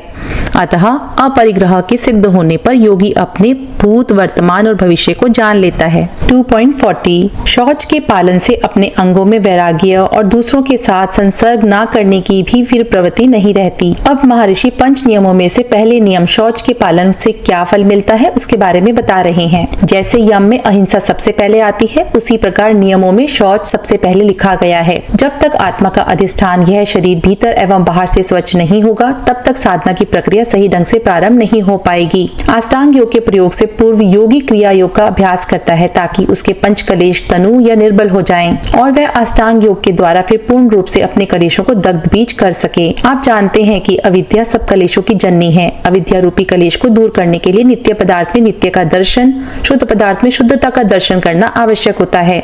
अतः जब तक हमें शुद्ध और अशुद्ध के बीच का भेद पता नहीं होगा हम अविद्या को पूर्ण रूप से नहीं हटा सकते। हमारे इस शरीर में शुद्धि अशुद्धि दोनों छुपी हुई हैं। इसीलिए सबसे पहले शरीर की बाहर और भीतर की स्वच्छता को समझना बहुत जरूरी है। यदि योगी शौच से पूर्ण रूप से प्रतिष्ठित हो जाता है तो फल में उसे क्या मिलता है? शरीर को नित्य स्नान से शुद्ध किया जाता है और इसे शरीर की बाह्य शुद्धि कहते हैं। आंतरिक रूप से मन में कई प्रकार की मलिनता छुपी रहती है। सत्य आदि आचरण से उस मलिनता की सफाई आंतरिक शुद्धता कहते हैं। मन में काम, क्रोध, लोभ, मोह, ईर्ष्या, द्वेष, चुगली करना, किसी की बुराई करना आदि अनेक प्रकार के मल चिपके रहते हैं। अतः इनका साधना के द्वारा, अच्छे विचारों के द्वारा सफाई करना ही आंतरिक शुद्धि है। बुरे विचारों को प्रतिपक्ष भावना के द्वारा शुभ भावनाओं में परिवर्तित करना, यह भी आंतरिक शुद्धि है। इस प्रकार योगी जब भीतर और बाहर दोनों जगह से स्वच्छ हो जाता है तब वह स्वयं भी अपने शरीर के प्रति अनासक्त हो जाता है और दूसरों के शरीर के प्रति आकर्षण से हट जाता है। तात्पर्य ये है कि ना तो उसका स्वयं का शरीर उसके लिए किसी प्रकार भोग की वस्तु बनता है और ना ही किसी अन्य का। शरीर की बाह्य एवं आंतरिक शुचिता करते करते वह शरीर के सत्य से अवगत हो जाता है कि यह केवल एक साधन मात्र है, इसमें मन लगाने जैसा शाश्वत कुछ भी नहीं है। यदि स्वयं के शरीर या अन्यों के शरीर में किसी भी प्रकार से रस रखा तो ये बंधन का कारण बनेगा, नाना प्रकार के दुखों में लेकर जाएगा, इसके साथ ही सांसारिक प्रवृत्तियों में फंसाकर रख देगा। शरीर की बाहर और भीतर की शुचिता से सारी काम वासनाएं खत्म हो जाती हैं। फलस्वरूप योगी अनेक प्रकार से अपने कलेशों से भी मुक्त होता जाता है। एक बात ध्यान देने योग्य है कि कोई भी यम नियम हो, यदि योगी उसका पालन पूर्ण रूप से करने में सक्षम हो जाता है तो वह सभी यम नियमों की पूर्ति में भी सहायक हो जाता है। सभी यम नियम परस्पर इतने गुथे हुए हैं कि एक में भी सिद्धि प्राप्त होती है तो वह सभी की पूर्ति में कहीं न कहीं सहायक बनने लग जाता है। 2.41 इसके सिवा इस शौच से अंतःकरण की शुद्धि, मन का प्रफुल्ल भाव, चित्त की एकाग्रता, इंद्रियों पर जीत और आत्म साक्षात्कार की योग्यता, ये पांचों भी होते हैं। नियमों में प्रथम नियम शौच अत्यंत महत्वपूर्ण स्थान रखता है। पूर्व सूत्र में शौच के फल के रूप में स्वयं एवं दूसरों के शरीर के अंगों से एक हटने का भाव पैदा होना बताया है, लेकिन इसका केवल इतना ही लाभ नहीं है। महर्षि इसके विशेष लाभों के बारे में बताते हुए कहते हैं, शौच से बाहरी और आंतरिक शुद्धि होने के बाद योगी की बुद्धि में सत्व गुण बढ़ जाता है, जिससे उसके मन को सुख मिलता है। गीता सहित बहुत से शास्त्रों में बताया है कि सत्व का फल सुख होता है। इस प्रकार मन को सुख मिलता है और उसकी प्रसन्नता बनी रहती है। मन की प्रसन्नता से योगी के भीतर एकाग्रता निर्मित होती है, जिसके कारण वह अपने सभी 10 इंद्रियों पर अच्छी प्रकार से नियंत्रण स्थापित करने में सफल हो जाता है। जैसे ही किसी भी योगी के अपने इंद्रियों पर वशीकरण होना प्रारंभ होता है तो ये पहला लक्षण है कि अब वह अपने स्वरूप को पाने की योग्यता पा जाता है। योगी के लिए इस प्रकार आत्म साक्षात्कार पाने की योग्यता पाना ही सबसे बड़ी उपलब्धि मानी जाती है। एक बात ध्यान देने योग्य है कि जब मन प्रसन्न होता है तब हमारी एकाग्रता बनती है। अतः ये निश्चित है कि एकाग्रता प्रसन्न मन का परिणाम है। प्रसन्न मन से आप जिस भी कार्य में लगेंगे तो उस विषय में आपकी एकाग्रता बढ़ेगी। अतः आपको जिस विषय में एकाग्रता बढ़ानी हो तो आपको उस विषय से अपने मन की प्रसन्नता को जोड़ना पड़ेगा या प्रसन्न मन से उस विषय में काम करना होगा। दोनों ही तरीके से आपकी एकाग्रता बढ़ सकती है। इस प्रकार शरीर की बाह्य और भीतर दोनों की शुचिता रखने से आपको निम्न प्रकार से लाभ होंगे। स्वयं के शरीर के प्रति राग खत्म हो जाएगा, दूसरों के शरीर के अंगों के प्रति भी राग समाप्त हो जाएगा, बुद्धि में सत्व गुण बढ़ जाएगा, अच्छे बुरे में भेद करने की शक्ति निर्मल हो जाएगी, मन की प्रसन्नता मिलने लग जाएगी, एकाग्रता की प्राप्ति होगी, इंद्रियों के ऊपर नियंत्रण होने लग जाएगा, आत्म साक्षात्कार की योग्यता प्राप्त हो जाएगी। 2.42 संतोष से परम सुख प्राप्त होता है। अब दूसरे नियम संतोष के फल के बारे में महर्षि बताते हैं। संतोष की प्राप्ति होने से योगी को उत्तम सुखों की प्राप्ति होती है। जो संतोषी नहीं होते हैं वे और चाहिए इस प्रकार छोटे छोटे सुखों के पीछे भागते हैं। इस प्रकार भागते भागते उन्हें कभी भी स्थायी सुख की प्राप्ति नहीं होती। भागते रहने से भोग के प्रति उनकी आसक्ति बढ़ती ही जाती है और ऐसे लोग आत्म साक्षात्कार की योग्यता खो देते हैं। निरंतर असंतोष में जीने से उनके जीवन में खालीपन बना रहता है, जिसके कारण वे सदैव परेशानी और तनाव में रहते हैं। लेकिन जो अपने हिस्से का पूर्ण पुरुषार्थ करते हुए अपने कर्मों के फल को प्रसाद स्वरूप समझकर संतुष्ट रहते हैं, वे ही वस्तुतः सुखी रहते हैं। वे संतोष की प्रक्रिया के पालन में भी सुखी रहते हैं और जब संतोष उनके जीवन का हिस्सा बन जाता है तब संतोष के फल के रूप में उन्हें उत्तम सुखों का सानिध्य प्राप्त होता है। क्या संतोष को सबसे बड़ा सुख कहा जाता है? सभी भौतिक सुख भोगने के बाद समाप्त हो जाते हैं और फिर परिणाम में दुखदायी ही सिद्ध होते हैं, लेकिन संतोष रूपी सुख अनंत होता है। संतोष आपको आपकी स्थिति से हिलाता नहीं है, अपितु शांत स्थिति में पहुंचाता है। वहीं संतोष किसी अकर्मण्यता का नाम नहीं है। संतोष का अर्थ है उपलब्ध सामर्थ्य का पूर्ण उपयोग करना और बिना फल की इच्छा किए फिर फल स्वरूप जो कुछ प्राप्त हो उसे संपूर्ण मन से स्वीकार करना। जब हम अपना संपूर्ण सामर्थ्य लगाते हैं तो फल की इच्छा तो करते हैं, लेकिन उसका मूल्यांकन हमें अपने हिसाब से नहीं करना चाहिए। इसी को फल की इच्छा ना करना कहते हैं। पुरुषार्थ हम कितना भी अधिक बढ़ाकर कर सकते हैं, लेकिन फल के लिए हम अपनी इच्छा को कम या अधिक नहीं कर सकते, क्योंकि फल के विषय में हम अधिकारी नहीं हैं। यही दृष्टि रखना संतोष की दृष्टि रखना कहलाता है। वस्तुतः सभी सुखों का आधार संतोष ही है। 2.43 साधक द्वारा निरंतर तप के अनुष्ठान से अशुद्धि का नाश होने पर उसके शरीर व इंद्रियों में विशेष प्रकार का सामर्थ्य एवं सात्विकता आ जाती है, जिसे काय सिद्धि एवं इंद्रिय सिद्धि कहा जाता है। तप के अनुष्ठान के पूर्ण होने पर योगी को क्या लाभ मिलता है, इस विषय में महर्षि बता रहे हैं। तप क्रिया योग का एक महत्वपूर्ण भाग है। तप से कलेश क्षीण होते हैं, ये हमने पूर्व में पढ़ा है। लेकिन अभी जब तप का नियम के रूप में पालना की जाती है और जब तप में योगी प्रतिष्ठित हो जाता है तो उसके शरीर एवं इंद्रियों की अशुद्धि का क्षय हो जाता है। उसकी इंद्रियां और शरीर मल रहित होकर विशेष सामर्थ्य से युक्त हो जाती हैं। काया की अशुद्धि क्या है और इंद्रियों की अशुद्धि क्या है? पसीना, दुर्गंध या मैल, ये सब कुछ शरीर की बाहरी अशुद्धि है और मन में कुविचारों, क्रोध, लोभ आदि दुर्गुणों रूप में भीतरी अशुद्धि है। इंद्रियों में चंचलता या जड़ता होना ही उनकी अशुद्धि है। जब वे सत्वस्थ होने लगती हैं, इसी को इंद्रियों की शुद्धि कहा जाता है। यदि इंद्रियों के ऊपर नियंत्रण नहीं किया जाए तो वे बाहर की ओर ही ले जाने वाली हैं। जैसे जैसे योगी तप के अभ्यास से उन्हें नियंत्रित करने लगता है तो उनमें सत्व गुण बढ़ने लग जाता है। सत्व गुण के बढ़ने का नाम ही इंद्रियों की अशुद्धि का क्षय है। इस प्रकार शरीर और इंद्रियों की अशुद्धि का क्षय तप के निरंतर अनुष्ठान से होता है। जैसे सोने को तपाने से उसके भीतर का मल जलकर नष्ट हो जाता है और सोना निखर जाता है, उसी प्रकार शरीर और इंद्रियां भी तप की अग्नि से तप कर निखर जाते हैं। 2.44 सद्ग्रंथों एवं गुरुमुख से सुने ज्ञान का अध्ययन करने से विद्वान ऋषि मुनि एवं योग एवं स्वाध्यायनिष्ठ योगियों से उनका साक्षात दर्शन एवं उनकी अनुकंपा प्राप्त हो जाती है। चौथे नियम स्वाध्याय के फल की चर्चा यहाँ की जा रही है। तब के बाद स्वाध्याय भी क्रिया योग का भाग रहा है और अब अष्टांग योग के नियम का भी भाग है। 2 बार इसकी चर्चा होने से ये महत्वपूर्ण हो जाता है। ऐसे ग्रंथ या साहित्य जो हमें योग मार्ग पर आगे बढ़ाने में सहायक होते हैं, उनका अध्ययन या अध्यापन करना स्वाध्याय कहलाता है। ऐसे ग्रंथ जो मुक्ति की बात करते हो, योग मार्ग की बाधाओं से बचाते हो, उनका अध्ययन और अध्यापन करना स्वाध्याय कहलाता है। ऋषि मुनि एवं गुरुओं के आप्त वचनों को सुनना, सुनाना, उन पर चिंतन मनन करना स्वाध्याय कहलाता है। गायत्री और ओमकार जैसे वैदिक मंत्रों का अर्थ पूर्वक जाप करना भी स्वाध्याय कहलाता है। स्वाध्याय एक ऐसी प्रक्रिया और साधन है जिसके माध्यम से योगी क्रियात्मक रूप से योग ना करता हुआ भी योग में बरत रहा होता है। स्वाध्याय योगी की प्रवृत्ति को योग मार्ग पर लगाए रखता है, उसे योग के वातावरण से युक्त रखता है। जो साधक स्वाध्याय का अवलंबन नहीं लेते, वे धीरे धीरे योग मार्ग से कब विमुख हो जाते हैं उन्हें भी पता नहीं चलता है। शास्त्रों में ऐसा लिखा है कि योग और स्वाध्याय, इन 2 साधनों का आश्रय लेते हुए धीरे धीरे परमात्मा प्रकाशित हो जाता है। जब योग करके थक जाएं तो स्वाध्याय करें और जब स्वाध्याय करके थक जाएं तब योग करें। इस प्रकार योग और स्वाध्याय दोनों का बारी बारी अभ्यास से परमात्मा भी प्रकाशित हो जाता है, अर्थात भगवान साधक के हृदय में प्रकट हो जाते हैं। जब जीवन से योग और स्वाध्याय का अजस प्रवाह चलता है तब संसार के लिए समय समाप्त हो जाता है। अतः जब योगी इस प्रकार योग और स्वाध्याय में पूर्ण रूप से स्थित हो जाता है तब वह जिसे अपना इष्ट देवता समझता है उसके दर्शन पा जाता है। स्वाध्याय करते करते योगी की जिस महापुरुष, देवताओं में, ऋषि मुनियों में अतिशय श्रद्धा उत्पन्न होती है, उनके दिव्य दर्शन होने लग जाते हैं। साथ ही उनका अप्रत्यक्ष रूप से आशीर्वाद प्राप्त होने लग जाता है और वे उसके प्रत्येक कार्य में सहायता करने लग जाते हैं। 2.45 ईश्वर की भक्ति विशेष करने एवं फल की इच्छा किए बिना शुभ अशुभ सब प्रकार के कर्मों को ईश्वर में समर्पित करने से शीघ्र ही समाधि की प्राप्ति हो जाती है। ईश्वर प्रणिधान यह अंतिम अथवा 5वां नियम है। महर्षि कहते हैं कि जब योगी ईश्वर प्रणिधान में पूर्णता को प्राप्त हो जाता है तो फल स्वरूप उसे समाधि की प्राप्ति हो जाती है। योग में ईश्वर प्रणिधान को कभी तो स्वतंत्र साधन रूप में कहा गया है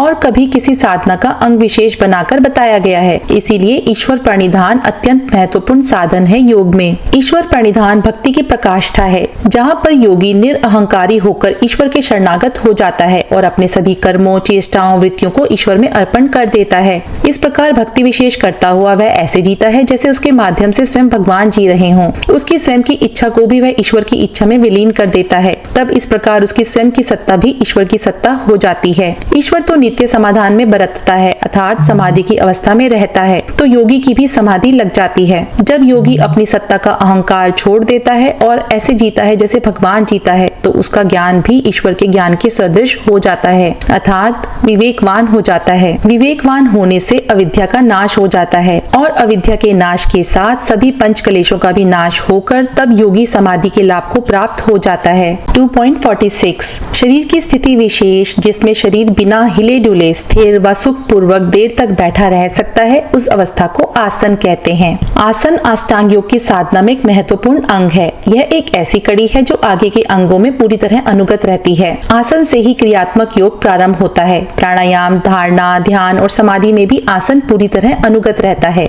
आसन की परिभाषा करते हुए महर्षि कहते हैं कि शरीर की वह स्थिति जिसमें साधक बिना हिले डुले सुख एवं स्थिरता पूर्वक रह सके, आसन कहलाती है। योग मार्ग पर चलने में बहुत सारा विचलन उपस्थित होता रहता है, इसीलिए स्थिरता की आवश्यकता बनी रहती है। शरीर और मन में यह स्थिरता आसन की सिद्धि से आती है। आसन के कितने प्रकार हैं, इस विषय में महर्षि ने कोई स्पष्ट निर्देश नहीं दिया है। उनकी परिभाषा से लगता है कि कोई भी स्थिति जिसमें आप अधिक देर तक बिना हिले डुले सुख पूर्वक बैठ सकते हैं, वे सभी आसन हैं। 2.47 आसन करते समय शारीरिक गतिविधियों या चेष्टाओं को सहज प्रयत्न द्वारा शिथिल या रोक देने से और आकाश या परमात्मा में सहज ध्यान लगाने से साधक के आसन की सिद्धि हो जाती है।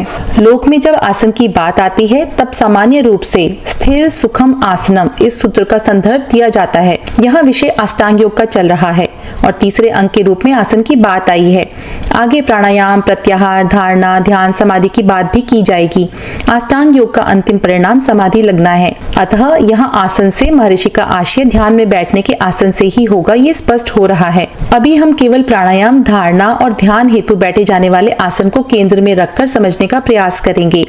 महर्षि स्पष्ट कर रहे हैं कि आसन करते समय प्रयत्न की शिथिलता रखो।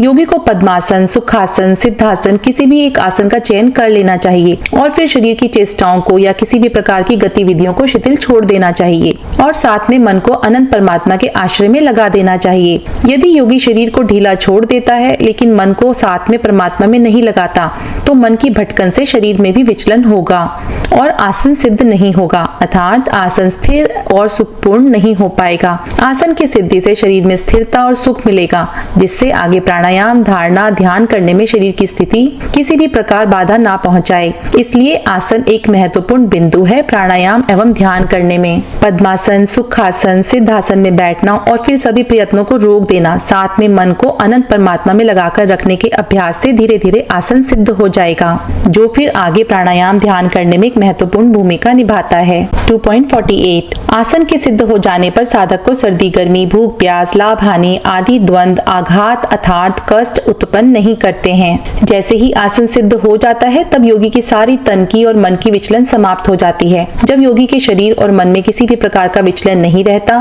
तब वह सब प्रकार के द्वंद्वों से मुक्त हो जाता है। जब वह आसनस्थ होता है तब शरीर में किसी भी प्रकार की गतिविधि नहीं होती और मन के परमात्मा में लगे होने से भी मन में किसी प्रकार की गतिविधि नहीं होती।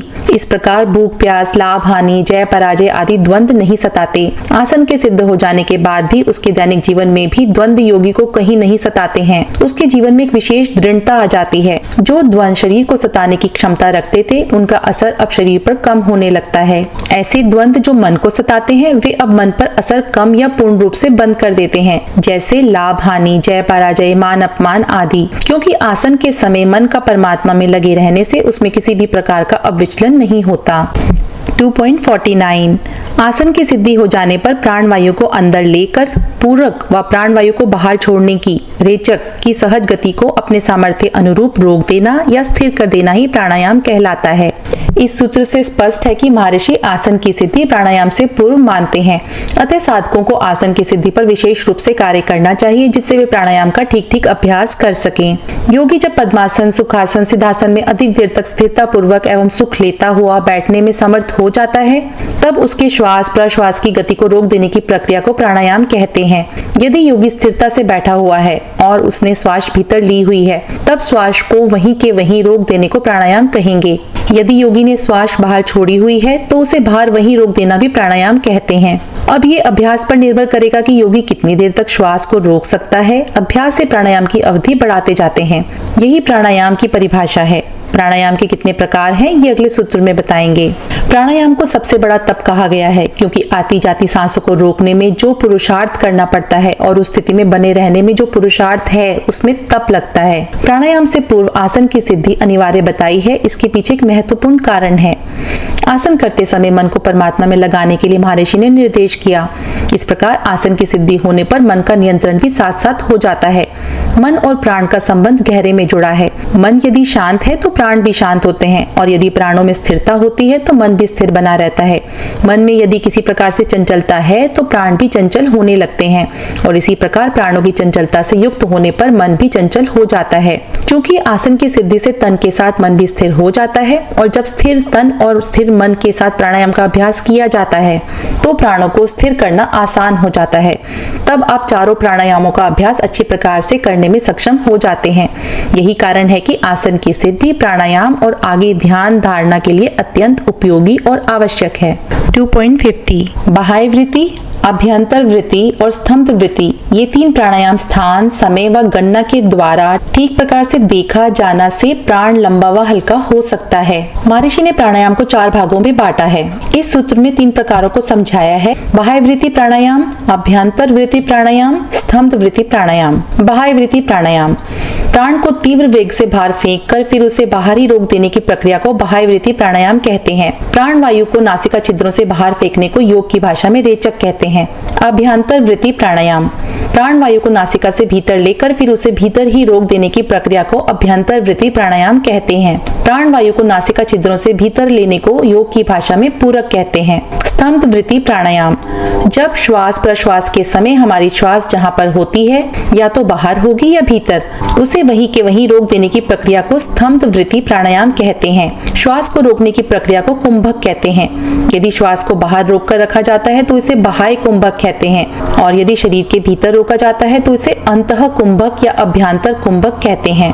ये तीनों प्राणायाम देश, काल और संख्या पूर्वक किए जाते हैं। अर्थात जब जब ये प्राणायाम किए जाएंगे ये देखा जाएगा कि आपकी प्राण वायु नासिका से कितना आगे तक जा रही है, कितना समय आपको एक प्राणायाम करने में लग रहा है और एक प्राणायाम करते हुए सामान्य रूप से आप कितने श्वास प्रश्वास ले सकते हैं। 2.51 श्वास को बाहर रोकने व अंदर रोकने के विषय अर्थात कार्य का त्याग या विरोध करने वाला ये चौथा प्राणायाम है। यह पूर्व के 3 प्रकार के प्राणायाम से एकदम भिन्न कार्य करने वाला प्राणायाम है। हमने बाह्य वृत्ति और अभ्यंतर वृत्ति प्राणायाम को समझा है। यह चतुर्थ प्राणायाम इन दोनों प्राणायामों के विपरीत कार्य करता है। जब हम बाह्य वृत्ति प्राणायाम में बाहर गई श्वास को बाहर ही रोकते हैं और कुछ समय बाद हमें श्वास भीतर लेने की आवश्यकता अनुभव होने लगती है। यदि इस स्थिति में हमने श्वास भीतर भर लिया तो ये बाह्य वृत्ति प्राणायाम हो जाएगा। लेकिन यदि हमने श्वास भीतर ना लेकर पुनः श्वास को बाहर की ओर धक्का देकर फिर से रोक लिया तो यही चतुर्थ प्राणायाम हो जाएगा। इस प्रकार एक बार ऐसा करने के बाद जब हमें तीव्र इच्छा होने लग जाएगी कि अब श्वास ले लें, तब पुनः यदि प्रयत्न पूर्वक हमने एक और धक्का देकर श्वास को बाहर ही रोक लें तो यह चतुर्थ प्राणायाम का एक और अभ्यास हो जाएगा।